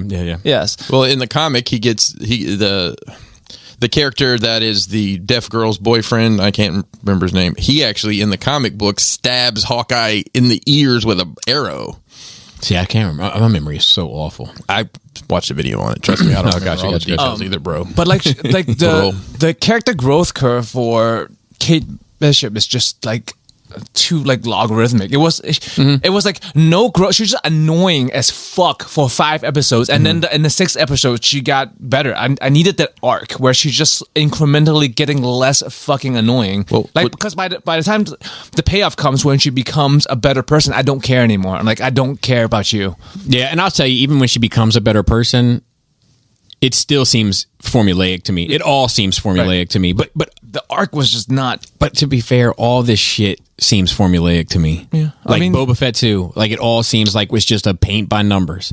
Like, I'll tell you what I think would have made me love this Hawkeye show more, and I know they couldn't do it because of how Spider-Man lined up and everything. Had they revealed Kingpin earlier, and you could have had some time with him again. You know, because like your hero is only as good as your villain, and vice versa. Sure. You know, and like when all I have are these fucking ragtag goofball bozos, like even though I know that their threat is supposed to seem real, I don't ever find them intimidating because Talking about they the can't, tracksuits? yeah, because they can't figure out how to tie their shoes, Bro. You know what I mean? Like, so I think had he been around and it had been like fuck, like you know, I think I like Widow 2 a lot. I like Widow 2 a lot in the movie. Yeah. Like, she was she was and that sit down moment with her. And Oh, that was a great piece of dialogue. It's great. It's great. It's one of my favorite moments in that whole show. She's a good actor, and like I said, I know you didn't like Black Widow the movie much, but it's fine. average. It's fine. But like I liked her character in it a whole lot. Actually, I rewatched that over the past couple weeks too. I forgot to mention it. Yeah, I know didn't Taskmaster wasn't great. It wasn't what people wanted, but like Taskmaster's awful. She Widow 2 was a bright spot in that. Yeah, film. I agree. And I Red like Guardian her, too. Yeah, and I like her being in here now. My father. Like she can take over for Widow 1. I'm fine with that. And I have a feeling that's what the new new Avengers, because they've been planting these seeds. Yes. Every show. I'll tell you though, it's a new that fucking are the Hawkeye, new- the new I would much Cap, the new. Yeah. See, I would be New more Falcon. interested in just new characters. Like, what I mean by that is like Falcon and Winter Soldier and all like those, like the B team, Yeah. kind of. I'd be following them more. Like, I don't need another Hawkeye and another Cap and another like. But that's how it's in the comic books too, though, isn't it? I know. Also, everyone in the world's been but- part of the Avengers. But I mean, like in the comic books, there's also a plethora of characters that they have cycled through. That the movies had the privilege of being able to. They don't have to take the same archetypes over and over and over again. Where the comics are a little bit more stuck. But like, I don't know. I can't complain about this for what this might mean for the future. I can only, and I thought that this was okay. I think that they're all the Marvel shows have kind of been okay. I think that meme is funny as shit from the Spider-Man about how like, in the Spider-Man movie, Doctor Strange encounters Scarlet Witch, and she's like, I had the very bad time. And such and such. She's like, yeah, no, I know. Look, this other thing, and it's like the meme is like, yeah, we don't give a shit about your TV show. Let me think about it. And I think that's how it's going to be. That all of these TV shows are going to be something where, like, if you're super into it, there'll be little rewarding moments, but you'll be able to follow along with the movies with no problem because Like they don't. They work for me because they all of the shows has made me like the B. For me, all these have been B-list characters. I like them more and care about them more now that when I've been rewatching the originals. It makes me care about the whole team versus just two people on the team. See, I don't think like, I'm I didn't having care that too much about That's Hawkeye. awesome. That's awesome. I'm not sure if that was what they were aiming for, but that's what it's been doing for me. Is like giving them each time to shine. See, I think that the movies did that enough for me. Even like the little beats with Hawkeye with his family and stuff, and going back to the cabin and all that, like in connecting. This gives you. I like all of the family part. I do with too. This. I do too, 100%. And the fact that he made it home for Christmas, like I had an emotional reaction to that. How did you feel about Mason's stunt work in there, dude? For the son? It's fucking. Why is he in this movie? I mean, the show. It's, Well, you didn't it's, tell us. It's almost creepy. It's not okay. Ridiculous. But crash like, box my ass. Yeah, he's not working at a vape shop. That's not. But this makes me want more old Hawkeye. I like Hawkeye more now. I don't like this bitch. It's gonna be upsetting for me when she replaces him. And I'll tell you, I liked a lot of the stuff in there, commentary wise, about like he being like a source of inspiration for people of because he's just a guy, And I dug a lot of those character beats. I like the Ronan bit of going back to that because I like Ronan, the character in the comics. Yeah. I think if I had to put these in order, I think I'd probably put them. There's only been 3 Marvel shows, right? Huh? So Vision, the Bucky, fucking in this one, right? Okay. Is there one more? Like we're missing something. I feel like there's one more. I feel like there's one more too. Loki. Yes. Well done. I think I would put it like this. I like Loki a lot too. I think it would be Hawkeye First? Yep. Cap, Winter Soldier. And then really it depends on the day. I would go with Loki. I'd probably go with Scarlet Witch only because I like the first like 3 episodes. I remember that guy. You love that shit. Remember the guy that listened to the episodes in reverse? And he was yes. He got you. he was like just watching it unravel. Yep. And then Loki. But both of those are my least favorite. Those 2. I watched a ton, and I'm going to tell you why. And I'm not going to harp too much on it. I've quit drinking during the week.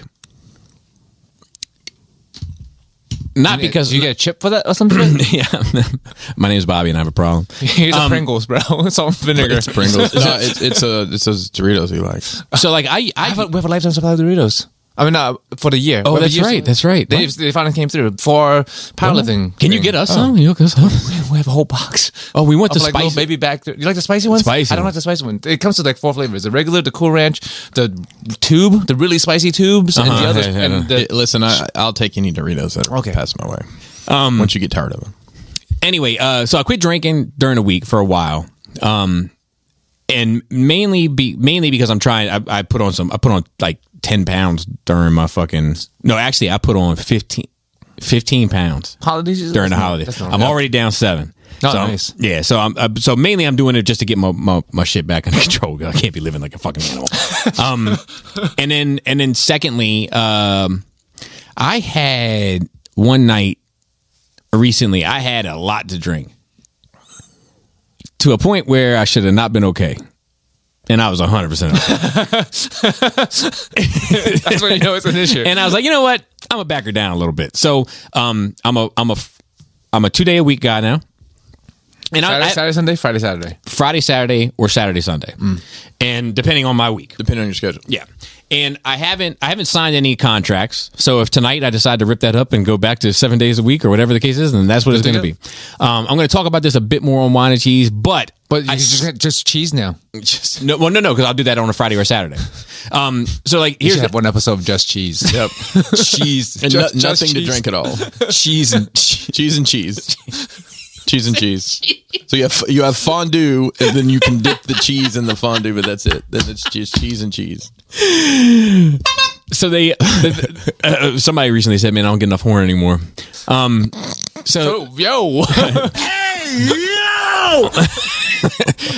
Anyway, I say all that to say this. As a result, I haven't been like, because usually I drink, I listen to music, like I'll go do extra clean shit, like just because I like being in that mode. I still would love to be in it, but I had to get my weight under control. And I haven't been, so I've been able to consume more content. And I've done a lot. I have a question. Yeah. Why does drinking prevent you from... I was thinking the same thing. Because I don't like to drink and watch TV. Okay. I like to drink and listen to music and do and be creative and do other shit. I don't like to just drink and sit there and look at a fucking screen. I'll probably fall asleep in 10 minutes. Fair enough. So I say that to say this. I had to up something from last week and fix it. I said I'd watch Tiger King 2 season 2. Yeah. I was wrong. I had watched a Tiger King spinoff. Oh. So the Tiger King spinoff is about the guru.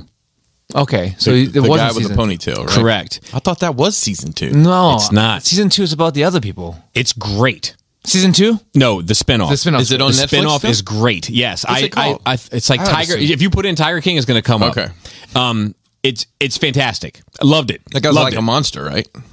Yeah, he's an asshole, like top to bottom. Then I watched Tiger King season 2, okay. which is mainly about the people that set up Joe, and The guy with the Oakley hat. and they deal with that bitch Carol Baskins a little bit. Mm-hmm. It was good. Okay, I don't know what everybody's hating about. Like people hating on it? Maybe it's because it's not the first season. So here's the thing: the second one It doesn't have a lot of Tiger King in it, does it? The spinoff is great, not as good as the first one. Okay. The third, the actual second season. the actual second season is not as good as the spinoff, but it's still good. It's not great. It's just good. So I think that's how I got such a bad rep. But yeah, I thought it was entertaining. I recommend it it's just a diorama and shit. Like, you don't have to be glued to that fucking screen. It's just to listen to it. It's not to watch it. And you're right. There's far less Joe Exotic, but he is in there. He talks from jail and all sorts of shit. Like Does he still have his bangs? Oh yeah, power bang. I bet you. Sometimes people have a look and they won't let it go ever. It's a signature for them. First thing I did when I got in here had to find me a barber. All right, so we've talked about the ankle rockers on Magnus. So Curb Your Enthusiasm finished, Season. and I didn't know it. So The season or like... no, the season. Is it always at the end of a season is always like you never know if they're going to make another one? I Kind of. I kind of get the vibe from that because it seems kind of. like when you're like Curb's back, I'm like I didn't know Curb was still a thing. Yeah, kind of. But it was fine overall. Except I got to admit that I didn't think it was over. Like Laura and I kept checking. So it may Much not have like been Sopranos. It may not have, but it may not have been the best. You're doing this a lot. It's Italian. It's your Italian coming It's out? Italian. It may not have been the best. It may not have been the best closure. Don't do that one either. People think that means something else now. No. Don't put the fingers out. It may not have been the best closure because I didn't know it was over. Okay, that's fair. Book of Boba. I've made some notes. Fine, doesn't bother me. That's the best we can ask for, Jeff. Doesn't make me feel anything. I got a boner. I mean, I dig the twin Jabbas. you like them? I did like them. I liked their girth on their what's it called? What do they call a litter? It was bending. Yeah, and these guys are like carrying it like Egyptian style almost. And it's They like were these like two huts and they're like wrapped around each other. Brother and sister. Yeah. But it's a good look. And then I said, Incest is never good. I will say that no, just the cultural thing Yes. of it. Like this is how they would move around, and this is how you would like almost hug or sit next to each other as a hut. Jabba's cousins, is that what they said it was? I can't remember. I think so. This is a big family. We didn't discuss the Wookiee. Oh, from the comics. Yeah, I mean, like, here's the thing. If you're going to bring looks in, badass. He does. He looks great. He looks Yeah. great. And I made a note here. Overall, bad acting and makeup. Like, I think that like there's a lot of like the makeup in these shows that looks awful to me. Like the masks and shit. Yeah, that looks just like the Nyctos and stuff. They look terrible to me. Really? Yeah, I thought they looked good. Oh, well, there you go. Subjectivity. What about? Well, I thought the. But I say that to say this: the Wookiee Yes. looked amazing. Well, and the mayor I thought looked great. See, the Twi'lek. Hammerhead? No, the Oh no, Hammerhead. yeah, he did look great. And But I'll the be honest with Twi'leks you. do not look great. It creeped me the fuck out when he talked. I did not like. I don't like See, that. I liked it. So he has like the how the hammerheads, Yes. the hammerhead people. It's not really a hammerhead at all. Yeah. And They're they've like got slugs. They got a mouth on the side of their. Yeah, He's got a little translator thing. Yeah, and it sits like the translator like sits over top of it, so you can hear him like, brr, brr, and then you can hear the translator over top. That's great. Yeah, I thought that That's was. like I good thought it was touch. creepy. What? Yeah, it is creepy, but There's this really funny scene in there when they get to the mayor's office. There's this guy. He looks like he'd probably be at a Kid Rock concert wearing a Confederate flag hat. He's got a mullet, and he's like, "Do you have an appointment?" No. Well, you don't have an appointment. It's just a very funny interaction. and then the last note I made about it was overall story okay, but not sure I care. All right. And then I saw this comic book versus movie thing, but we'll see how we're going. Lost a claim against myself on YouTube. So Dude, that happened. that's crazy. That's nuts, man. That's fucking. I've talked about it on the making of. But basically, when Crown published my TuneCore account, auto-filed a copyright strike against my YouTube account. I disputed it on my YouTube and wrote in there like, this is my song. On like, I have the rights to this song. TuneCore doesn't own my song. I own my song. Right. And then YouTube wrote back and said, nah, TuneCore says they own it. Are you in the phase of like second phase? No, I'm just gonna. That's let it stupid. go. That's Like, just so one of the. like I don't have the time to fight the machine. Over $20, right? Yeah, but not even. Yeah. That's how the fucking robot takes over, man. That's right. You don't have time to fight a machine. Just bro. give up. Actually, let's see what this would be an interesting little study. Let's see what Chlorine did last year. Trying to see how much streams worth, bro. Yeah, let's see, like just what it earned from YouTube. I always find this to be interesting. Let's see. Sorry, folks. I think it has earned a total of $4.11. Oh, congratulations. That's with 200 minutes of watch time and 4.7 thousand views. So not in it for the money for sure in that regard. So yeah, lost a claim against YouTube gets myself. Only I could lose to myself. Yeah, that's a Bobby thing. I went to the Galleria. I told you I've been meeting. That was like the last mall on my list to like go back to that I hadn't been to in Which years. one was that? So This it's sounds a familiar. Tyson's. Tyson's Corner? Yeah, but it's Tyson's 2. but yeah, it's the fancy one. Is this the one that's got We call it the... Tyson's 2. Okay, yeah. Is this the one that has the sushi conveyor underneath the escalator? No, that's Tyson's 1. Oh, okay. Tyson, that's regular Tyson's. Tyson's 2 Well, is the I've never been fancier to one that you have to go further into. It's ritzier. It's got the, I don't know, it's usually less people there. It's got the Cheesecake Factory there. Yeah, it has. Maggiano's is there. Maggiano's, yeah. That's Tyson. That's a fan. That's a That's a nice restaurant. It's not as good as Tyson's 1. I mean, the You mall think? itself. I think everyone goes to Tyson's 1. Like, I think it's different though. I think it's that's where the theater is. That's where the food court is. That's where yes. the But- stores you actually want to go to. When I was going to, I don't go to the malls anymore, so I don't know. Like I the don't know. Lego store is there. There's Two Starbucks in the same mall, I believe. like it's baller. like Fifth Avenue. Two food courts. Like what? Fifth Avenue. Okay. It's like Gucci and Versace at Tyson's and too. like like it's just interesting to me. Like, well, I was armed for war. Didn't have to use my weaponry, Joe, but I was ready. Money exchange. So I was at the Versace store, right? Versace. And this guy had he was like a security, and they got like everything is locked down now because these kids are running into Yeah, fucking snatch and grab. designer stores and snatching a whole bunch of shit. So this guy is standing at the door. They all got like ropes across the door now. You can't even go into the fucking store. You get met at the front door. Mm-hmm. And he's there and he's got his mask on, but it's down around his lips. Of course. Right? I don't have Really? At Tyson's too? Yeah. I don't have my mask on because it's not mandated. Oh, okay. So like I said, I'll follow the rules. Yeah. On Yeah, but Virginia's wild as fuck. But if I don't have to, Yeah. I'm not going to. So I walked up and I was prepared for him to say, you got to have your mask on. And in my head, I'd already said, as soon as he says it, you hit him directly with, can I wear it like yours or I got to have it all the way on? But it turns out you didn't need it in there anyway, so it was fine. But yeah, I had a great time. We went to Andy's Pizza in there. I don't know if you've ever tried that. It's on the top floor. It's pretty good. And it's like a New York style pizza, but it's cooked in like a traditional, like, it feels like it's originally cooked in like a brick oven, It's cooked like in a classic Italian, like Neapolitan way, but it's like a New York style pizza. It's pretty good. I recommend. It's not going amazing. to eat down there, there's like other things I want other than pizza. Like I go to Chima's, which is the Brazilian barbecue place. They were just like right by Tyson's too. So like pizza is not on my list of things to eat. Well, it wasn't on my list either, but I was It's walking always by. on your list. Come on. Well, that's fair. Did you buy a Gucci shirt with a bumblebee on it? I didn't buy anything. I was in the market for some stuff, but I didn't buy it. $400 t-shirt with a bumblebee on it? I just did some looking around and like some Shoes. and some like people watching and stuff. I just, and it got me out of the house a little bit, just walking. I guess it's nice.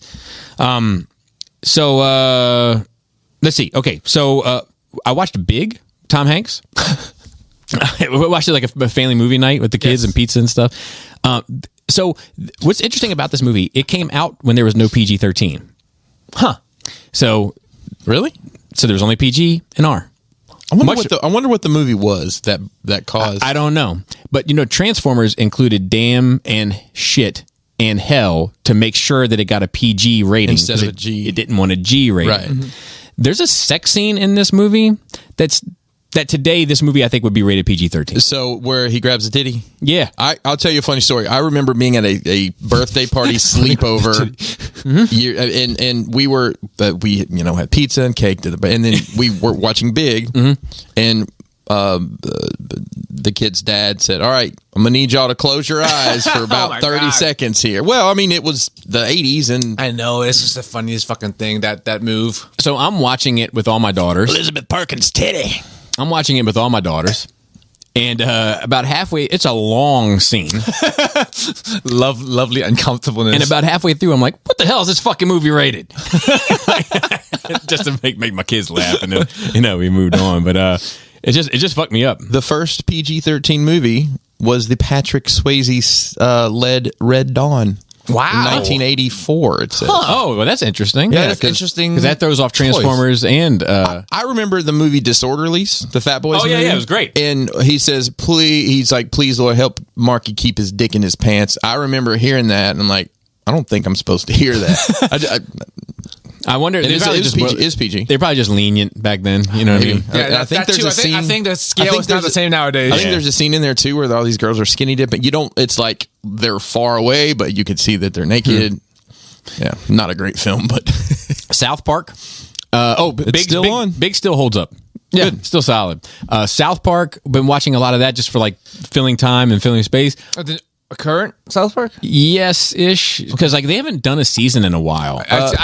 They're one of those things like Curb. It's like they're sometimes they're there, sometimes they're not. There's new episodes on Paramount Plus. I see, and it's the kids are grown up now or something. Really? Yeah. It's like Saved by the Bell college years. I guess. But I'll tell you, there's been some funny ones on there. There was one on there tackling the conversation of streaming versus quantity versus quality of streaming. It was pretty funny, especially because it's poking fun at a lot of things that I say. But I was I'm in it for the laughs. And then what else was there? There was one that was good. About getting Randy Marsh wanted to get rid of Christopher Columbus Day. Mm-hmm. So he wanted to have Native American Day, and they were like, "Well, we've already have an Indigenous Peoples Day." And he's like, "I'm not indigenous. You're indigenous." So he doesn't understand the word. And then at the end, he accepts it because he's like, "We're all kind of indigenous in our own way. Just a bunch of indigenous people." He encourages everyone to get these DNA tests. It's 23andMe, but I think it's called DNA and Me. And dude, there's a couple bits on there. So it's just all these fucking middle-aged white people getting these tests. They're like, "I'm 0.04 Cherokee. I'm oppressed too." Yeah, that feels too real. It's so. But that's South Park, though, funny, right? Yeah. Have you guys had that? Have you guys done the DNA stuff? No, I haven't. And you know Look what? at me. Doesn't matter what's in me. I don't know. You might be a fourth generation king or something. I'm 1/8 Portuguese. I found out in my late 20s. You know, Kelly had it done for me and her, and then her brother, because I guess the male gene carries more DNA, like information in the dick. Yeah, in the dick. The extra bits. Well, because you get an X and a Y. That's right. Two X's. I thought you were missing a bit. X gonna give it to you. That's what it is. Y'all gonna make me lose my mind. All right, look, this show is slipping. Let's Oh man. I'm just gonna start barking. I don't know what else to do. I have on here. Sometimes you don't know where your notes are. It's funny. You shorten your notes. So this might have been on a Friday or Saturday. Bobby drunk notes. This might have been on a Friday or Saturday. Chris looks like a white Keenan Ivory Wayne. I don't know. Where did that come from? I don't know. What were you thinking about him? I've never paid attention. Let me look. Can someone put them side by side, please? I don't know why I thought this.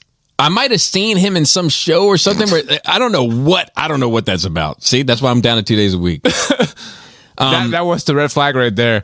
I watched Dmx Documentary on HBO. Speaking of DMX. I mean, let me see if I can find a picture of him with some weight on him. I mean, well, no, listen, I'm not that thin by any means. No. He looks like dangerously skinny in that picture. He looks pale too. It looks something wrong with him. That's great. Damn, I want to hang out with drunk me more often.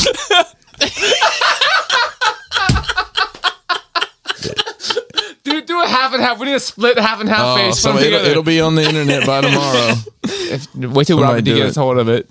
With like one of those Michael Jackson morph scenes. I don't know. Wait, like you turn your head and bro, that is it. The shape of it? I think it's part of the shape of his head. All of it, bro. It's good observation. Drunk Bobby, amazing perception skills. I've never thought of it. All right. So I watched the DMX documentary. It's pretty. Is that the one on? It's on HBO. There's one. Okay, it's that series they have of all the different music. It's a that's movie. on Hulu. Never mind. It's a movie, and it's pretty. It's like it's heartbreaking a bit. It covers pretty much his last year of life, struggling still with drug addiction, fresh out of jail, having conversations with his kids and stuff. Like I mean, like that dude is like he's just one of those people. You come across him every now and then, and it's rare. But these utterly genuine people. That they're just humanity is right at it's the first layer of skin on them is their humanity, and seeing it was kind of like it was sad, but it was also bittersweet in a way. Like so God bless the dead. Let's see. Danny Tanner died. Danny Tanner died. Yeah, we're gonna get there. And then I watched the first episode of the comeback of Righteous Gemstones. I'm not sure if you're familiar. It was like it's a show on HBO. It's pretty fantastic. Has the guy from 8 Ball. 8 Ball. What are you thinking about? Yeah, I know. Stop drinking. Think about 8 Balls. See, that's why I should just stick to drink. Eastbound and Down. The out of my wheelhouse. The dude with the dude who says tight dick player. Well, it's from that show. Okay. But I know who you're talking about. I can't think of his name. He's like Danny McBride. Danny McBride. Yes. And he is so it's in Roseanne's husband from that show, John Goodman. Yes. Okay, John Goodman. He's skinny now, right? I love that. That's how you reference John Goodman. He's in it. Danny McBride, and then these two other. It's basically this family that owns this evangelical church. That's like a mega church. Oh yeah. What is this called again? Righteous Gemstones. Yes. Okay. Yes. They're gazillionaires. The whole bit and. And they put out 2 episodes. Just came out on Sunday. It's off to the races. So far, so fucking fantastic. Perfect. That dude Danny McBride I find very funny. It's fucking hilarious. I loved him in Tropic Thunder. I thought he was great in there. He's bound and down. I liked him in fucking Aliens Covenant. Shut the fuck up! I'm about to drop some truth on you, you beautiful bitch. He's a funny guy, man. Okay, and then that was it. I have some other notes in here for like talking points, but today we don't need those. So I mean, it's been the case lately. It has been. But we still look. There's 2 conversations that we need to have. You and I need to sit down for. I might even have Laura here too, as like a statue conversation. Yeah. Sanjay definitely needs because he's asking people in the realm and like Bobby and Joe are your statue people, and we are going to do it. I just need to schedule it in. And then I want to have a conversation, the 3 of us, about Iron Studios. It's still at my frontal lobe. All right, so notes. We have R.I.P. We have Sidney Poitier and Bob Saget. So that sucks. Yeah, he was not that old either. No, Bob Saget wasn't. I immediately thought it was like it must be OD or something. But no, like there's no foul play. Just fucking died. He's 65. He's in the middle of a tour. He was in the middle of a tour. He had tweeted out a picture of himself at like 3 a.m. talking about how much fun he had and that he's kind of found his passion again for this shit. It's fucking sad. Yeah. He's supposed to be. He started touring in September. Supposed to be touring through May. Rest in peace, Danny Tanner, man. He has a great aristocrats joke on that documentary. Yeah, on Aristocrats. Would that get made today? Yeah, it depends on the channel. Yeah, I mean, I don't know. service. Those are rough. It's rough. They're all rough. I mean, it's no holes barred. No, that's rough. But he has a great one on there. But yeah, rest in peace to both of those gentlemen. BotCon returns. And the realm of collectors. That is our official event for the year. We are BotConning in Nashville. the hotel blocks keep Congratulations? selling Question out. mark. Well, listen, I'll tell you this: we have historically gone to TFCon as our get together, Another show. And we're there just barely. Nobody cares that we're there. I mean, you've probably seen those group pictures. We'll have 50, 60 people that I'm not saying they're coming just because we're there, but I think a lot of people do, because a lot of people don't care about the toys that much anymore. They're just coming to hang out. Yeah, cons in general. And you are think like about that. Anyway. Yeah. I know Bobby It should be. It's like a good reason for everyone from all over the country to go to one place to meet up. So no other reason for it other than Skullface. the opposite side of that coin, we announced that, hey, the Realms, this is our event for the year. BotCon reposted our shit. Like, we'd like to, thank the Realm of Collectors for coming and blase. And the room blocks have sold out twice now. I've heard some rumblings about that. Yeah. I'm going to be doing a video. I'm going to be doing a series of videos on this as it progresses. But I think it's next week or 2 weeks from now. I got one coming with my initial kind of thoughts regarding it, because I have some questions, about it in general. But I also think that it's probably time for more diversity in the con field in America, with Transformers specifically. But I also have some questions. Sure. But yeah, it is back. I want to, is Peter Sinclair still attached? I have questions, that I want to get to the bottom of. And let's see. I like that you called him Peter. Is that not? Oh, his name is Pete Sinclair. I don't know. It's just like, man, I don't know him. I don't know him. I just know rumblings and shit. I don't know. Just judgment free. I don't know him. So Fresh Prince reboot. Did anybody watch the trailer? What? No. So this is an interesting story. A guy a couple years ago he fan made a trailer of what he thought it would be. Then Will Smith endorsed it or some shit? And Will Smith signed onto it, and I believe that guy is involved in making this show. I have not watched the trailer. It looks fucking great. Yeah, I'm looking forward to watching it. It looks like I love. It's like a serious modern take on. Yeah, it's like a drama. Yeah. But it looks funny, going to be great. I like the funny part. Because I don't think it's going to be funny. Fresh Prince was like a comedy sitcom. It was a sitcom, but it had a lot of drama also. So I think it's set in modern times. So I think he will be a funny character, but not goofy in any way, shape, or form. This is the vibe I get from the trailer. But I'm interested. I think the tone is right. It's like, to me, this is what a reboot should be. Don't give me the same thing again. Yes. Reimagine it. Yeah. So I'm excited. And then I put this into Jackass 4.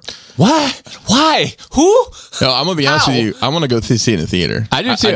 I love those fucking movies. Everyone's going to look like you guys. It's fine. That's fine. Right the fuck in. Well, it's only people going to watch I'll this tell you, shit. they're going hard on the promotion. Johnny Knoxville is in the Royal Rumble this year for the WWE. That's how hard they're promoting this shit. I'm just impressed with them at their age, pulling the shit off. I saw the trailer's great. I met him, Johnny Knoxville. Really? Yeah. Somewhere in Fells Point. Fletcher's at Fells Point. He was just randomly there? Yeah, he was filming a movie. Before Jackass really took off, I only know this from I was watching it because I was familiar with CYK, Can't Kill Yourself, whatever that was. I was familiar with that. And then Jackass had just kind of started. Yeah. And I was telling him, I saw him, he was playing pool. I was in the the VIP, of course. No. Bottles, popping bottles? No. Far from that. But Fletcher's in Fells Point, the first floor was like a pool hall bar, and then the second floor was like a club. And I was in the club, and I came downstairs to smoke. And when I came downstairs, I exited through the pool hall, and he was there, and I was like, Johnny Knoxville? And he was like, what's up, man? And I was like, nothing, man. I was like, welcome to Baltimore, and thanks for the entertainment. And he was like, you got it, dude. As I was outside smoking, he ended up coming outside to smoke. And he was like, we got to Johnny Knoxville smokes? At the time. Oh, man. Never meet your legends, am I right? That's right. Your heroes will always disappoint. So he was outside, we were talking, and I was like, what the fuck you do? I was like, not that you're not welcome, but what the fuck are you doing here? Yeah. And he was like, actually, a lot of us on Jackass are all in the industry as stuntmen. Makes sense. Makes perfect sense. Yeah, I was like, why didn't I fucking think of that? You thought it was just a bunch of YOLOs. I have two specific attachments to Johnny Knoxville. The first one is my wife and I's first date was to go see The Ringer. Yes. where Johnny Knoxville faked being mentally handicapped. Ridiculous. When the fuck did we get ice cream? And we went on a cruise for our honeymoon, and then we had like a whole day just to fucking kill before we flew home, and we ended up going and seeing, I think, Jackass 2 in the theater. It's whichever one where the fat guy and tidy whitey is. He has on like a space helmet, and they fart in it, and he throws up in the helmet. I can't remember. It's the only time I've ever seen someone throw up in a movie theater because somebody threw up because it was just so disgusting. My wife, That's one my where two attachments they were doing the rodeo. My wife laughed so hard at that in the movie theater that I thought she was going to piss herself. I do want to go see that in the theater. Yeah, I think it'd be a good time. Yeah. And then The Boys continues with the rollout for season 3 with another VNN. Oh, those are so good. Those they do these newscasts. And now It's basically like it's Fox News. Yeah. It's so good. They had Huey on there, and they're like, "Why do you hate superheroes?" Right, yeah, right. They're like, I don't hate anybody. They're like, look, we want to have you on here. We're welcome to have you on. We have a different point of view. We try to remain pretty fair and balanced over here. But we'll just get right into it. Why do you hate superheroes? And like within 2 questions, they cut him off, turned his mic off, shut him. Like, I didn't get to finish it because Kelly and I were watching it. She hasn't seen the second season. I told her we need to watch it. It's good. It's great. It's phenomenal. So we're gonna probably try to power through that pretty soon. Yeah, I'm excited about its return. And then that's it. I did want to say one other thing to my nerd week. I watched just came out, I think, the DC animated movie Justice Society World War II. Oh, fuck, let me just Is it on HBO Max? it is, Of course. definitely. Justice Society World War II is actually what it's called. Nailed it. What are the chances? Look at this guy. It was awful. Okay, it was awful. It was almost unwatchable. I was bored out of my fucking mind. It was awful. Yeah. Like, who are the characters even for that? I like the Justice Society. Like I'm kind of interested. Like I'm a Justice Society fan. It just was bad. It just was not interesting. But okay, let me ask you a different question. Who the fuck's in the Justice Society? Is it the Flash with the metal hat? Yeah. Okay. I know the vibes then. Yeah. I mean, there's. I'm trying to think about. So like Dr. Fate is usually in the Justice Society. Okay. Stargirl, Liberty Bell. Both sound like porn star names. Yeah. They also sound like. Are you sure they're not in? Wasn't Liberty Bell in The Boys? Wasn't that her name, Liberty Bell? I don't know. Or was it the Tick? Right? You know what? Wasn't there like a? I don't know. Yeah. Anyway, they're I don't know my Tick deep cuts very well. but they're kind of like there's some really good stories. Like it's an interesting dynamic of characters. But this fucking movie Wasn't it? It wasn't. It was, and you know, I'm DC biased. I was excited for this one. I've skipped Long Halloween to watch this one. Really? I was that surprised. I enjoyed the Long because Halloween. I just really like a lot the Justice Society books that I have. So I was really excited to see them. They never get screen time, so I was just excited. Right. You know, and then I was like, "This fucking shit." It's like, oh, like, could you schedule a dentist appointment instead? Anyway, so yeah, questions, which we have a lot of. Paul C. Yo, Happy New Year. As we're in the new year, the topic inevitably comes to a New Year's resolutions. I know we really don't do them on this show, as January 1 is really just an arbitrary date. So let's talk about something resolution adjacent. At what point did embracing your faults become more admirable than trying to improve them, as one might do with a New Year's resolution? Merely embracing and admitting your faults seem to be all the rage now, but that definitely wasn't the case when we were younger. I know that all of your teeth are all of various lengths, but in general, they are no longer end like mine. I don't know. He's old too, is what he's saying. Admitting was only step one on the way to getting better. If there was something you were lacking, you had to work on it to get better. This doesn't seem to be the case anymore. If this is this shift a generational thing, or is it that we're now all longer in the teeth and have theoretically at least fixed all of our fixable things? If you're always late, it's now acceptable to just be able to say, that's a flaw I have. I admit that I'm always late, instead of actually working towards punctuality. Yeah. Hell, NRR has a running joke about just being able to use I'm working on me in order to get people off your back for something. What do you guys see this kind of behavior most? When do you guys see this kind of behavior most? Does it bother you as much as it bothers me? Can you pinpoint a time when this shift started to happen? I don't think it's a generational thing because there's people our age doing it. Like I see it in some coworkers and some people I know in general. So it's not just a younger kids thing. It's a societal shift or whatever. I don't know, man. I don't like it. I don't like it either, but I have to say that I feel like I see it more in the younger generation. And I've talked about it a bit on this show that like, I feel like when I was a kid, man, like it was like, dude, did you know Rex can draw his ass off? Do you know Mike can run fast as shit? This one can play basketball. This one can rap. This one can sing. This one can do all of these skills. And now when I talk to my fucking kids, this one's got ADD. This one's got ADHD. This one's got type 2 diabetes. This one's got, like, well, that's different than flaws, right? That's like, to me, I put that in a different category. For me, like having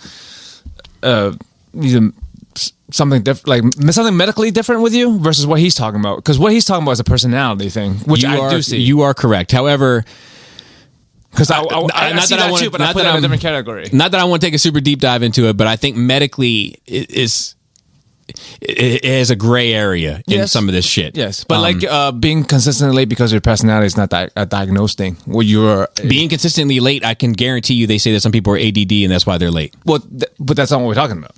No, but I'm saying that is adjacent to this. Mm-hmm. You know, I'm always, I got ADD. I had to stop at the such and such. I saw a squirrel. I ran across the street. You know what I mean? But that's at least putting it, whether you actually have something medically wrong with you, because I know some people who aren't diagnosed and just use that kind of shit as an excuse. But that's different than not using a medical excuse, just being, I feel you. And I don't want to get caught, but like I know a person that says they're borderline type 2 diabetes. Yeah. I mean, and not as like a casual thing, as like, hi, nice to meet you. Yeah. I like airplanes and I'm type 2 borderline diabetes. Well, like I am too. My border's just maybe wider than you are. Well, listen, guys. All you have to do is watch your eating, right? I learned something recently when I went to the doctor. We're all pre-diabetic. Well, exactly. That's what I'm getting at. Is like we are dying too. What? Right. Like, so, you know, my favorite podcast that never pays me any money. Fifth Column. Fifth Column. Oh yeah, this one too. I should say my second favorite podcast that never pays me anybody. Is Fifth Column, and one of the hosts on there is a Vice News correspondent. This guy Mike Moynihan, and he says all the time on there, like he's like no. There's no type 1 and type 2 diabetic. You're either diabetic or you have fake diabetes. You know, which I'm not saying that I agree with, but I know where he's coming from. Right. My dad has type 2 diabetes. You know why? Because he eats like a fucking imbecile. Not saying that everybody who has type 2 diabetes. The only problem is it's irreversible once you get there. Right. Anyway, but I think it's a societal shift because just like the fat acceptance thing, right? Like growing up fat and being bullied into not into who I am now is. I don't think that's a thing anymore. Like it's a lot of big people I agree with you praising the fat acceptance thing, and it wouldn't like Adele and some people like losing weight get shit on because they were losing weight. Yep, she did. And I mean, but you know what? I've seen it. Like, and I agree with you. I agree with you overall. And like I was fat. Like you know, I'm still fat, but I was fat then. Like in like middle school, but I fought. Yeah, and I grew up not feeling like I needed to. It was something else in my life that helped mold me. Mm-hmm. Do you know what I mean? Like much like Play-Doh on a but I mean it like, you know, it gave me some strength, it gave me some resilience, it gave me some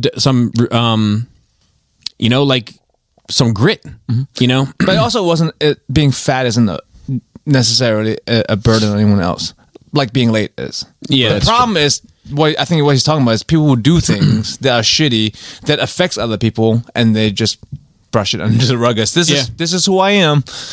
Yeah, I hate to see it. I think it's because I stopped being friends with people over shit like that. But I think it's because people are like you can't say anything about you know what I mean, like the shit when the pendulum swings too far. Like you can't even if you're not insulting someone, you just can't point out negatives anymore. Right.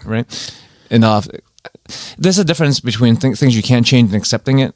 Just like if you are fucking type 1 diabetic, Right. or you're fucking seriously ADHD and you can't fucking function in life without medication. I've met those people. Like, you can't do anything about it. You accept that and you move on, versus something you can actively change and you're just choosing not to. That's a totally different thing to me. Right. Right. Like, I had this one who was late, 5 minutes late, like right around 5 minutes late every single day. And I'm just like, if you just left 5 minutes earlier, you would be here on time. Right. You're like, you're on timely late. Like, it's like purposeful at that point. Does that person do do they do their job well when they're there? Good enough. Good enough. Nothing spectacular. Yeah, I'm not the boss. Like, I know you're not, but you've noticed that people are doing their job right? Yeah. I think that like Yeah, it wasn't a bad worker. Just fucking 5 minutes late every fucking day, and this drives me nuts. Yeah, but I don't know. So I think that I agree with you that it is a societal thing overall, not a generational thing. But I also think there's this other generational component about accentuating the negative and not celebrating the positive. Yeah, no, I don't hang out with people that young, and like, I don't have a kid, so I don't see Exactly. people. Like, I hang out with youngish people, but like early 20s. It's not that young. I don't hang out with teenagers. Right. And I wouldn't hang out with teenagers, but I happen to have one under my roof. Yeah, you're gonna have teenagers in your house. And it's just interesting. It's interesting to listen to them talking about like their school and their friends and all that shit. I'm just like, man, like some of this shit sounds very familiar. Some of this shit sounds very different. Yeah. I assume it's the case with like our parents too when we were talking. Yeah. I would assume so too. But even still, like, I think it's of value to point shit out. But I think if you're not allowed to, or if it's frowned upon to point out the negatives, then negatives don't seem that negative, and people don't feel the need to change. Like, if you're late 5 minutes every day, and people aren't just fucking shitting on you all the time, it's like, oh, I'm just 5 minutes late, and it's fine. That's just the way it is. Today, Janum made me so fucking angry. Dude, he's getting physically angry right now, people. He's like scrunched the fuck up. Yeah, like it was like shaking baby. Shaking. It was like nails on a chalkboard, but the chalkboard was my soul. This is a good dude. Wow. Bars. I came downstairs. I saw there was a piece of bubble wrap from a packing from a box that was sitting on a stool. I know the vibes. She was walking over to the stool to have a sit with her bagel or whatever in the morning, picked the bubble wrap up off the stool and dropped it on the floor. Whoa. And sat her ass in that stool. Dude, that would be. So I walked over and I looked at her and she looked at me and I sat there and for till it was awkward, and she said, "What?" And I said, "Don't worry. I'll get it." And I bent over in front of her and picked it up off the floor, and I was going to get it at the no. I got it. Don't worry about it. But I could see in her face, fuck, like, but I think that there is something, just to get back to your point about saying something to someone when their behavior is wrong. Like, it corrects it. Yeah, I don't think I'm going to have that issue, at least for some time. Yeah. Because if the easy thing to do is to not get involved. That's the easy thing to do. It's easy. Or blow the fuck up. Well, yeah. Depends on who it is. Blowing the fuck up is, which is not always a right choice to correct somebody. Because sometimes it's just like, I don't want to make a big fucking thing out of this. I just want to get on with the day. I don't care. I'll pick it up and throw it away. The harder thing is to fucking take a stand and make it a teachable moment and try to drive a point home and take your time to, like, that's the hard thing. And I mean, and that's I think the way you should be doing it. Also, instead of blowing up, which is also kind of reasonable sometimes, because I think a lot of times when I get mad at someone, I take a step back and I'm like, okay, I can't be mad at someone's action when they aren't thinking about the action. They're not purposely doing this thing to piss me off or piss anybody off. They just weren't even fucking thinking about it. So let me bring it to their forefront so that they can think about it from now on. Right? I don't think she purposely picked that up, be like, fuck it, and threw it on the floor. I don't think it was a conscious decision on her part. I think she was, I'll be honest with you, I think she was irritated that it was on her chair. Like, you know what I mean? I think she was angry in her head at somebody else put it there for putting it there, and she was that was her little retaliatory. Is my guess. Because that's different. And like, I definitely have issues sometimes where people just aren't thinking about shit. Yeah. Next one, Dr. Diecast, Larry David. Dear NRR, I just started this season of Curb and just finished the watermelon episode. I remember Bobby asking if there was a certain food that you felt conscious about eating around others. When there is, while there is no particular food, I do enjoy eating Indian food with my hands as it's meant to be. This is from Sanjay, by the way. Of course, I don't do this in public, only in the right private social settings. I remember the first time I did this in front of my wife. She is white, born and raised in the Midwest. Wow, that's really white. I recall she's the whole white. I recall the look in her eyes as I put my handful of perfectly spicy curry and rice in my mouth. All her years of strict Midwest table manners and discipline out the window in one split second. We never really talked about it afterwards, but I only do it in private now. That's so funny. Okay, I lick plates in public. I don't give a fuck. Sanjay, I'm on that statue shit. Just give me a week. Give me a week, 2 weeks tops. Okay, this is from, I want to make sure I don't put the name out there. Hold him last name, man. Abraham. Hello, Nerd Rage Sentai. It is Abraham writing in again. That's Power Rangers. I want to thank you sincerely for adding in my first message to the Best of 2021 compilation. I'm extremely humbled that my truest words were best of worthy. I suppose I have some food for thought for you today. I recently came to a realization about Bobby's place in the fandom is basically what Chef Ramsay is to food. Through his reviews and collection critiques, it is clear the pieces and display space have to have the chef's kiss perfection reflected in Bobby's own displays. This is, of course, a compliment, as who doesn't love watching Chef Ramsay? I myself, whether it be food or figures, am very tolerant of many levels of quality so long as it doesn't crumble on me when it stands. Also, I must know what you guys eat for Christmas. Where I'm from, tamales are a no-brainer, but I do wonder what elsewhere does.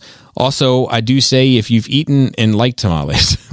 That should be enough cud for you remnants to chew on. So with that, keep up the great work, and thank you for your public service and entertainment, that is. So I would say traditionally here it's either turkey, ham, or a roast beef for Christmas. Roast beast. I would say traditionally. Sure. We do pizza now. But Christmas Day, right? Yeah, Christmas Day. But before that, we used to do turkey, and then on Christmas Eve, we have a tenderloin, beef tenderloin. I can't even. Yeah, I'm trying to remember it's not true because I don't do Christmas. So whatever the fuck was around. 2020, we had like buffalo wings on Christmas. Yeah. I don't remember what we had. It was something. Oh, it was something unusual. Different. I remember. I think I even mentioned on the show what I ate, but I don't remember now. Yeah, yeah. I mean, I feel like eggnog is traditional around Christmas. I do like tamales, but I didn't eat them for the longest time when I was younger because it sounded like tomatoes, and I thought that tomatoes in it. Oh yeah, you don't like tomatoes. I fucking hate a tomato, so I thought tamales must be like a stuffed tomato or something in my head, not knowing what it was. Tamales a pepper? No, it's a hot tamale. It's made in. What am I thinking of? It's made in corn husks. Yes, it's like a wrap thing. Well, yeah, it's normally like a corn paste basically, and it's normally stuffed with pork or chicken. And then it's, I think you boil them. I'm not 100% sure, but I love tamales. Yeah, I've never had. Yeah, I've never had. I don't know if it'd be your. I feel like it doesn't sound like it doesn't sound like a Bobby. It doesn't sound like it's something. Too many things together, and the consistency is probably too mushy for him. And they're kind of gritty, like the texture. I'm good. I'll eat yours. So. Jason M. Oh, Jason M.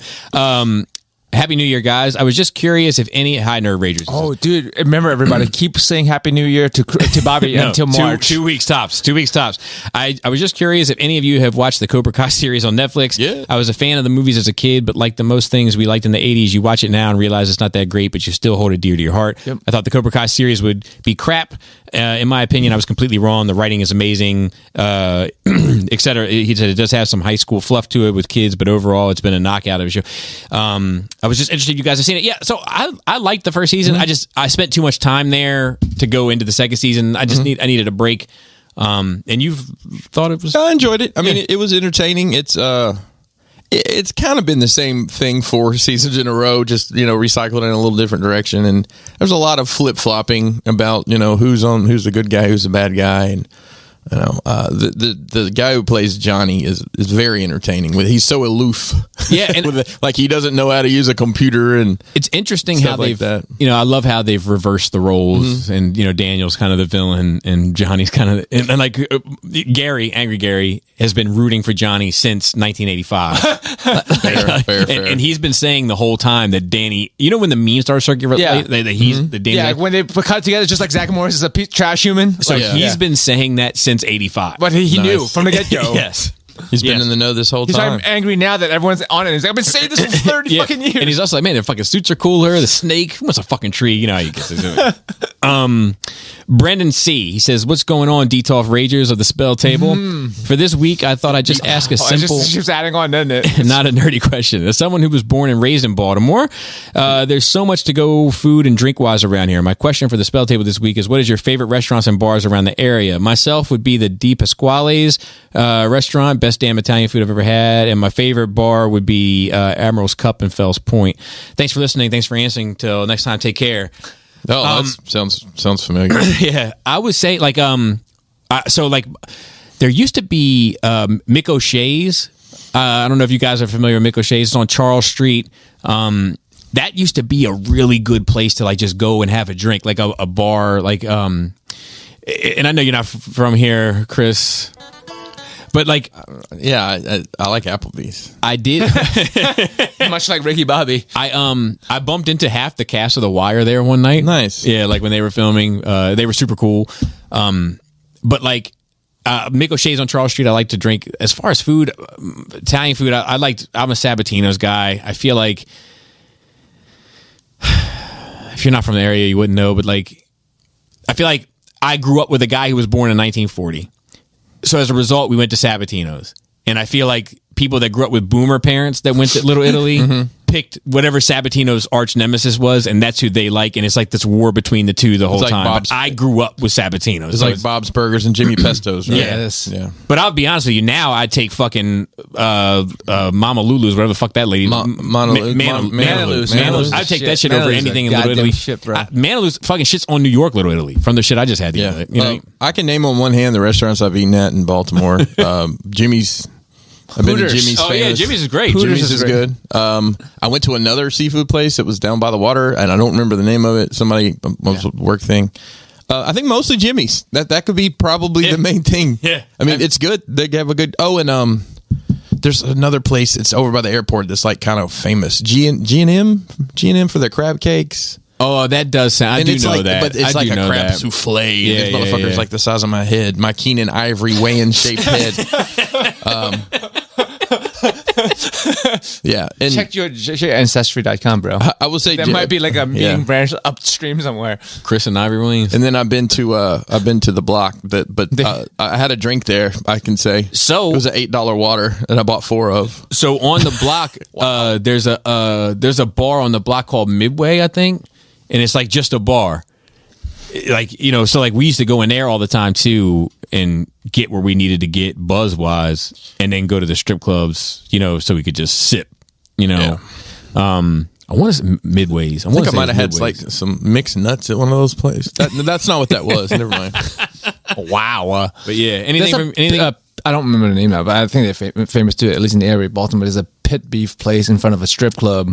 Oh, I've been there before. It's fucking great. There's one in Frederick now. They have one in Frederick, or they did before the pandemic. Same people? Yeah, what's the name? That's You know really what we're talking about? There's an adult bookstore across the street. It's in front of. Why did they only open in front of? Wait, adult bookstore in Frederick? No. This is the one in Baltimore. In Baltimore, the one in Frederick's down. You know where the Regal Cinema movie, the theater is? It's like if you I gotta go because I like. Yeah, there's a strip mall like going like away from the city. That's like I think there's a Dunkin' right there. Right. Yeah. Like going out there towards like where the bread, the Bimbo. Is it Bimbo? Bimbo. It's a bread company. BIMBO. Anyways, Bimbo. But yeah, no, I'm wrong. It's the Thomas people who make the English muffins, nooks and crannies, y'all. I love it. It's right out there. It's pit beef. That is good. Like a barbecue and pit beef, and it's like right in front of the strip club. So like, there's a pit beef spot also at the corner of Security Boulevard and Chaps. Yes, Chaps. Security Boulevard and Rolling Road. This is on Pulaski Highway. Oh, so that's by the Gold Club. That's the strip club you're talking about. Is the Gold Club's on Pulaski Highway? Yes. Yeah.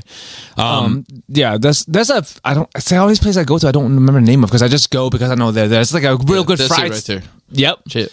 that's a really Yeah, good. that's the Gold Club. fried seafood place in Baltimore too. That's like in the neighborhood. The Gold Club is one of those clubs that had a song in it that, like, whenever I hear the song, I can see her strut.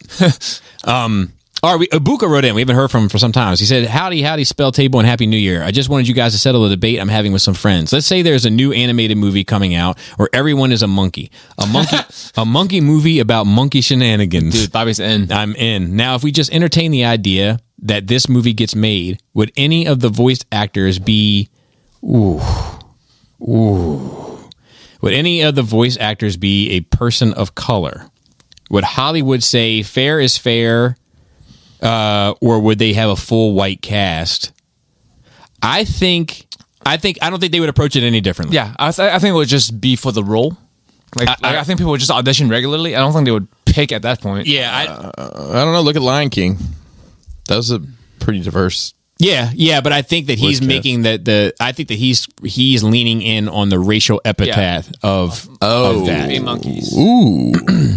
And I think in order to avoid that being a thing, they would approach it like A broad. If they approach it in any specific way, it doesn't Then matter it seems which way. fucked up. Doesn't matter which way you go. Yes. It's fucked up. Then it Right, seems right, fucked right. up. So that's all Asians. Yeah, but we only have white guys at this table and white adjacent. It's true. White adjacent. Wow.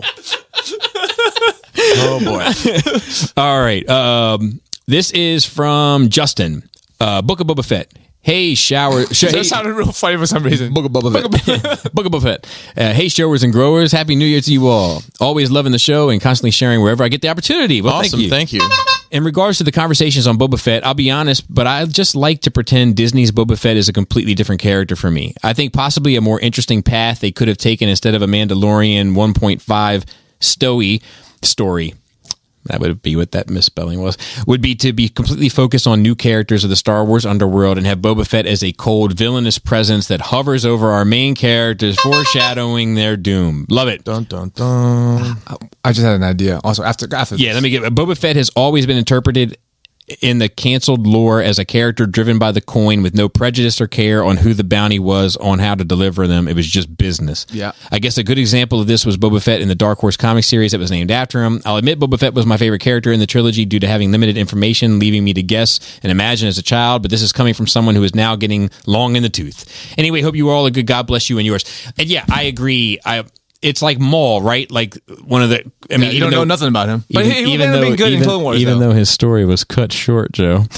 It was part of the thing that made him so fucking fascinating and cool was the mystery. And as you've gotten more of it, even though it's been sort of satisfying, it's also taken away from the mystery. Yeah, I think I was saying this about Wolverine last week. Yes. This will never happen because it's Disney. But how would you like it if, like, at the end of Boba Fett show, you find out he's a fraud all along. It's not real Boba Fett. It's a clone pretending to be Boba Fett. And all the stories and how he got out is actually a lie. And real Boba Fett is dead down there. That would be interesting. And the armor got sped up. That would be interesting. Sped out. Would you like that or would you hate it? It would depend. It would depend because, like, I'll be honest with you. I don't think that enough consequential shit is going to happen in this show for me to care one way or the other.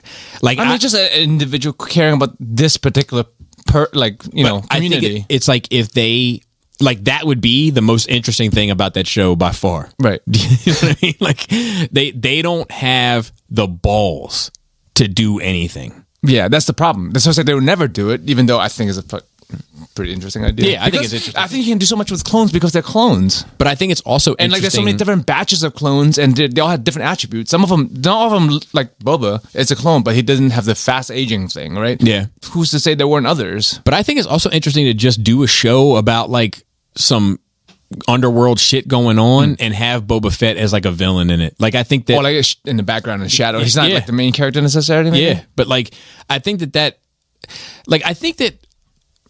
I don't need to have a whole bunch of sympathy for every character. Yes.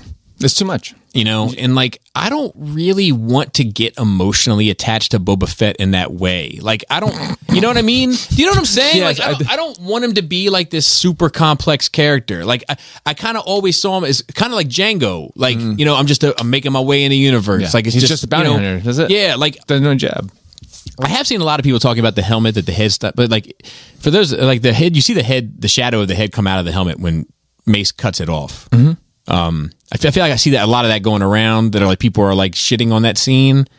They're like, oh, of course Disney took the head out of the helmet. It's like, I don't remember either way, to be honest. So Well, I I've just seen remember it a the million helmet, times. the head wouldn't stay in the helmet if you picked it up. so if you watch it, when he cuts the helmet, when he cuts the head off and the helmet goes, like, you see the shadow, you don't see the head, you see the shadow of another circular object going the Rolling away. opposite way. Okay. But anyway, I don't know. I just think that, like, I think we need some new.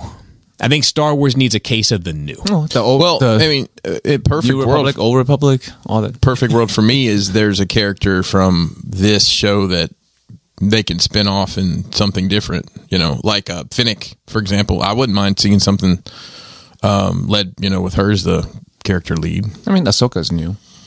Yeah, but It's Ahsoka that we already know. And I mean, but know she's her going story. somewhere. Yeah. Well, Her having a show is new. probably will be a ton of flashbacks when the Ahsoka show, because we have to find who's going to play Grand Admiral Thrawn. yeah, that'll be cool to see live action. It's gonna be Cody. Maybe. Yeah, maybe. I guess you're right. I mean, what if it's Danny McBride? A Grand Admiral mullet. So Billings wrote in. He said, hey, Nerd Rage, but Bobby always talk about how much he fucking loves pizza. I want to know what your favorite national chain pizza places are and what type of crust and toppings do you like? Obviously, we all have the various local small business joints, et cetera, but not everybody can relate. And he says, I would say my favorite chain is Papa Murphy's. Okay. Take and bake Papa Murphy's. He says take and bake. Yep. Never heard of him. Well, here's the Alabama, gimmick. maybe. Well, we had them in Alabama. It's you buy a frozen pizza and go take it home and cook it. That's called.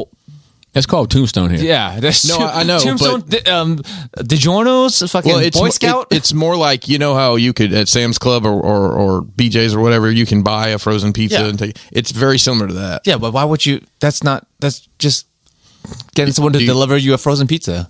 Well, they don't deliver, and I'll tell you, you know how they probably do pretty well with that. You can use government food instruments to buy their food because it's not cooked. Huh. Well, he says that I'm not too terribly picky when it comes to standard pizza toppings, although oddly enough, pepperoni isn't my favorite. I like Hawaiian with black olives as my easy go-to. I fucking hate pan pizza. I would turn that down before forcing myself to eat it. That's my first go-to is pan pizza. So it's not my first go-to, but That black box. yeah, that black box. I do celebrate the black box. Don't get me wrong. Whoa. But whew. So what are we talking about here? Right, Just we're talking about Papa Does that have John's. to be We're talking about modern? Papa John's, Pizza Hut, Does that have to be right now? Domino's. Does that have to exist right now? No. Because, like, I always say, old school, original Pizza Hut pan pizza is nothing like it. You know what else was good from Pizza Hut back in the day was the Big New Yorker. Yep, Yes. that was good Yes. too. So, like, old school, like, 90s Pizza Hut would be my fucking top of the line. I might even okay, go let- 80s. let's just say 80s? what we can I order. wasn't The here in the 80s. breadsticks were different. I wasn't here in the 80s. Let's just focus as to what we can currently order. But that's why I asked if it's I like... know. all right, But let's do just current. for Let's do sake of current. Black conversation. box, black box all the way. Black box from Domino's. That's the deep dish from Domino's. What do you get on it? What do you get on the black? You can only get like 4 things and before it fucks up the formula, apparently. Yeah. So sausage, pepperoni, pineapple, mushroom. Okay. And I add onions just to be a rebel. So I don't have like if technically my favorite pizza is a thin and crispy Pizza Hut pizza. That's my favorite. Okay. That's my favorite. I like Supreme. I like the Works or Supreme, whatever it is from whatever company. I always like to get the Works without olives.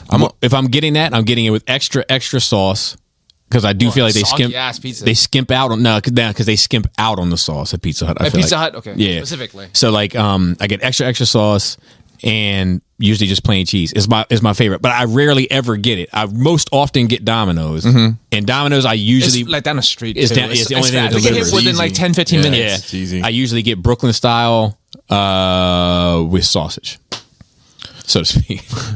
Man. I just love pizza, but like if gun in my head, I'm probably gonna pick the black box. Pan pizza, man. It I love that and it pan may be- pizza. The crust is so good. It may be ham and pineapple. Yeah. Pay me later. And with barbecue sauce. Isn't that Hawaiian ham? And Yeah. Yeah. And I would go with if I go black box, I'm usually going extra sauce also. See, I don't like a it gets super saucy piece See, of sauce. I find that they don't put enough sauce on that one. I used to get extra cheese to make it wetter. It seems like that's always like you can get 2 toppings on that without like spending $150 on a pizza. I like black olives. Like Mason says, they taste like pennies. They do taste like But pennies. I love They black like black chewy olives and pennies. sausage, like on a pizza, like a thick crust pizza. Yo, Bobby. What? So, like, yeah, I get the Supreme that works in any any pizza place, and I Yeah. replace the olives with pineapple. So that's how I go. We ordered. There's. I mean, this is it's a chain. It's not a national. It's called Vicelli's. Yes. Yeah, We eat that pretty regular. It's consistently good, and we got like they call it the deluxe, and it's a supreme pizza. Yeah. I feel like I am familiar with Vicelli's. I feel like Vicelli's is it's not bad. It's like pizza It's bowlies. mid. Pizza It's bowlies. mid, and It's I feel mid. like it's a toppings based pizza. Okay. Like I like their crust. Nobody's going gonna get a plain Vicelli's. I feel like Yeah, that's the thing. I would judge a pizza because it's a bland. spot. It's a bland pizza. So you got to get the sausage, so to speak, or the pepperoni, or My whatever. kids like the bland. Yeah. Well, my kids like bland food too. So listen, they But got something for toppings- everybody. Buddy. Toppings is always good, but like a good pizza place. If I had to compare pizza places, I would have like cheese pizza because Yeah, that's how That's you the would standard. compare. or just a Because if pepperoni. you throw agree. enough like sausage and pepperoni, anything, it's gonna be good. Right. So of the three big chains, where do you place them in what order? See, Pizza Hut is not obtainable to me right now because They don't deliver. Well, They don't deliver here. They That's closed bullshit. the Pizza Hut. I tried to order pizza the other day. They closed the Pizza Hut in Mount Airy and built a Chick-fil-A. I can't be mad at them, but I'm probably gonna go Domino's, Papa John's, Pizza Hut just because Papa of John's is availability. I would go. Their crust is so fucking just regular. It's just They have a bread. stuffed crust, by the way. Eh. It's pretty fucking good. I would go Domino's, Pizza Hut, Papa John's. Yeah, same. I would flip Domino's and Pizza Hut. Depending If I had on how far back availability we on go. Pizza Hut, People shit on Domino's, but Domino's rebooted like Yes, like 8 years ago. It's different. It's different. I mean, the black boxes they didn't used to have It's pan. totally It different. changed the game. But they had pan pizza. It's and not the same. It wasn't it's not the the same, same. but I like their old pan pizza too. If you remember, it had like spices in Yes. the bottom of the crust. I do miss that. sprinkle. we have fucking some pizza eating motherfuckers. I mean, Dude, I want to go get pizza right now. Dude, Let me ask you a question. That's my life. Objectively, CC's. Will you fuck up some CC's? So CC's is another one of those. Bro, it's just quantity. It's, yeah, it's it's volume. I know. It's cardboard. I don't like it. So I can eat it. It's yeah, I won't turn it down. I'll fuck it up. I wouldn't go get it. I wouldn't go get it either. no, I I'd eat it there and fuck it up. put it in the Vocelli's. It's a toppings based pizza. Yeah. It's, I won't eat a fucking cheese pizza from Sissy. it's the same thing. Well, Like, no. like God, no. Chuck E. Cheese. I can eat Chuck E. Cheese. Yeah. I like- can eat cafeteria pizza too. There's only one pizza. There's only one pizza I can't eat. What's that? Litos. You know what? because they don't cut I've yet corners? to It's that have. sauce that tastes like the Taliban. don't get It tastes like the Taliban. How do you know what the Taliban tastes like? What Taliban have you been licking? Just telling you. I like Litos. I like the wings too. It's Little Caesars. Dude, I'll fuck up some Little Caesars in a heartbeat. Another one I won't buy, but Hey. I would fuck up. Hot. Dude, and hang on. ready. Are The they? ready Are part. they in the The conversation? ready Hang on. Is it good? Are they in the? Hot and ready. But how does it taste? Hot and ready. Are they in this conversation? Yes. No, I mean, it's they're a not- national they're not chain. bottom they're, tier. they're in the conversation, But but they're bottom not. But they're tier. not in the big three. No way. No way. Okay. Three. They're not in the big three, but they are in the conversation. You can get 2 pizzas for $10. Exactly. Dude, Because if, they're you, hot and ready. if you show up here with some crazy bread, I'm going to laugh at you and then I'm going to eat it. Bro, crazy bread. Have you seen? They have a pizza. It's half pizza and half crazy bread. because in one thing. it's the same thing. I'm serious. That's what you call crazy pizza. Yeah, that's it's me. nuts, man. Russ T says, "Greetings, Spell Table. Rage Guardian Nerdio. Rage Guardian Nerdio saw. I feel like there's something to that I don't get. With 2022 greeting us with a kick in the nuts from almost $4 gas prices to now this new tax rule when you receive more than $600 via digital payments, I was fortunate enough last year to sell some of my collection from toys to statues. Some thanks Separate goes payments, bro. Some thanks goes to you, Bobby. No thanks goes to me. I did buy a lot of his shit, but at an insanely reasonable price. Hey, listen, he can claim a loss on his taxes. Yeah, to put towards renovations on our new home for me and my family. I currently work 2 jobs, and I don't want the government to know my third small side hustle. I wanted to know each one of your thoughts, concerns, and advice on this. Thanks for all the awesome content. So if you want my honest opinion, man, it's a good accountant. Yeah. That's my honest opinion. Like, I have the pleasure of having an accountant that I'm very confident in, and which I'm going to use this year. They are able to kind of, especially with side hustle stuff, they can. If there's any government entities listening, make some. They can just make some magic happen, Bobby. That's all you got to say. This is a podcast for entertainment purposes only. Yeah. It's all satire, but they have no representation is made that the quality of podcasting is greater than the quality of podcasting provided by other podcasts. Yes, they have a way. It's all about framing. It's all about how you frame this. It is, and you got to find an accountant that can frame something to your liking. And I'll tell you, like my wife is a wizard on taxes. We run a small business. We sell a lot of stuff, but we buy a lot of supplies, and the government's gonna get their money one way or the other. But I only report my income. Yeah, for my job. So if I have a if an entity I work for gives me a piece of document to give to the government, I do, and if they don't, then I don't. Yeah, because I do get money here there from other things. Yeah, I mean, if nobody knows about it, nobody knows about it. If you have I don't know what your side hustle is. If it's a cash thing, if it can be a cash thing, let it be a cash thing. And unless you're making buku bucks, no one's gonna come audit you for an extra $2,000 for some shit. Right? Not when there's these fucking people that are making. No one's checking everyone's PayPal account to see how much money to get. Yeah, friends and family or whatever. Right. Except when they do. I've heard people had their PayPal shut down because they're taking so many friends and family. I think it was. Yeah. I think you're right. I mean, when that point comes, it's a problem.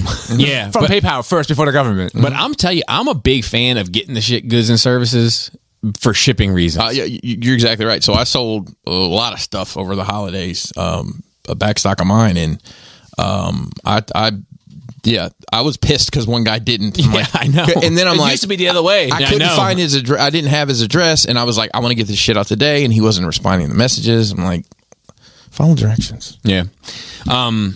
But then, it's almost like because it just creates more work, and you're already kind of there's a lot of work to do a lot of this shit. I mean, you can just press a button and then we have one last one from Andrew Y, and it's not really a question, but I thought it was worth reading. He said, "Been listening to NRR for hours a day, starting with the start of the pandemic episodes. It's already such a wild time capsule. If you're still looking for a lacing solution, check out the BOA systems because I guess I was complaining about shoelaces or something." Talk about our shit here. We can't remember all he said, apparently all the kids in Japan are rocking them, so you might say I'm ahead of the game. Also, +1 on the Dino Riders reboot. The license still lives with Mattel, apparently, since they wet our beaks, so to speak, with this. And dinosaur beaks. Frustratingly far from what I'd want. Oh, yeah, and he says, "Cheers, man. Looking forward to getting current with NRR." All right. So the good news is weird that people start from plowing through. Yeah. Like when they find it, they're on current, and then also listening back, they just start from the back to try to catch up to the front. Yeah, that's crazy to me. I'd like to remind everyone that's listening to please leave us a 5-star review. That helps us out a lot. And if you've already left one, I know you have more than one email, so get to work. And of course, you can send in your questions to nerdrageradiomail@gmail.com. I know we need to have an Iron Studios conversation. I know that Joe and I need to have this statues conversation. It is coming. Just give me time. Time is fleeting these days, but it's always try to give me some time. There's only so much of it. And with that, I do want to welcome Ricky once again to the crew. He's doing these videos. They've been very helpful.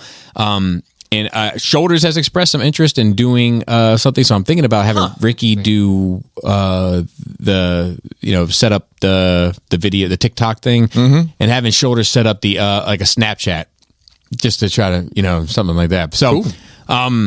So yeah, I love people getting involved, so I appreciate it. And then shout out, of course, to Raul, who handles our Instagram, and Phil, who does our notes and Twitter, and Dante on the Facebook.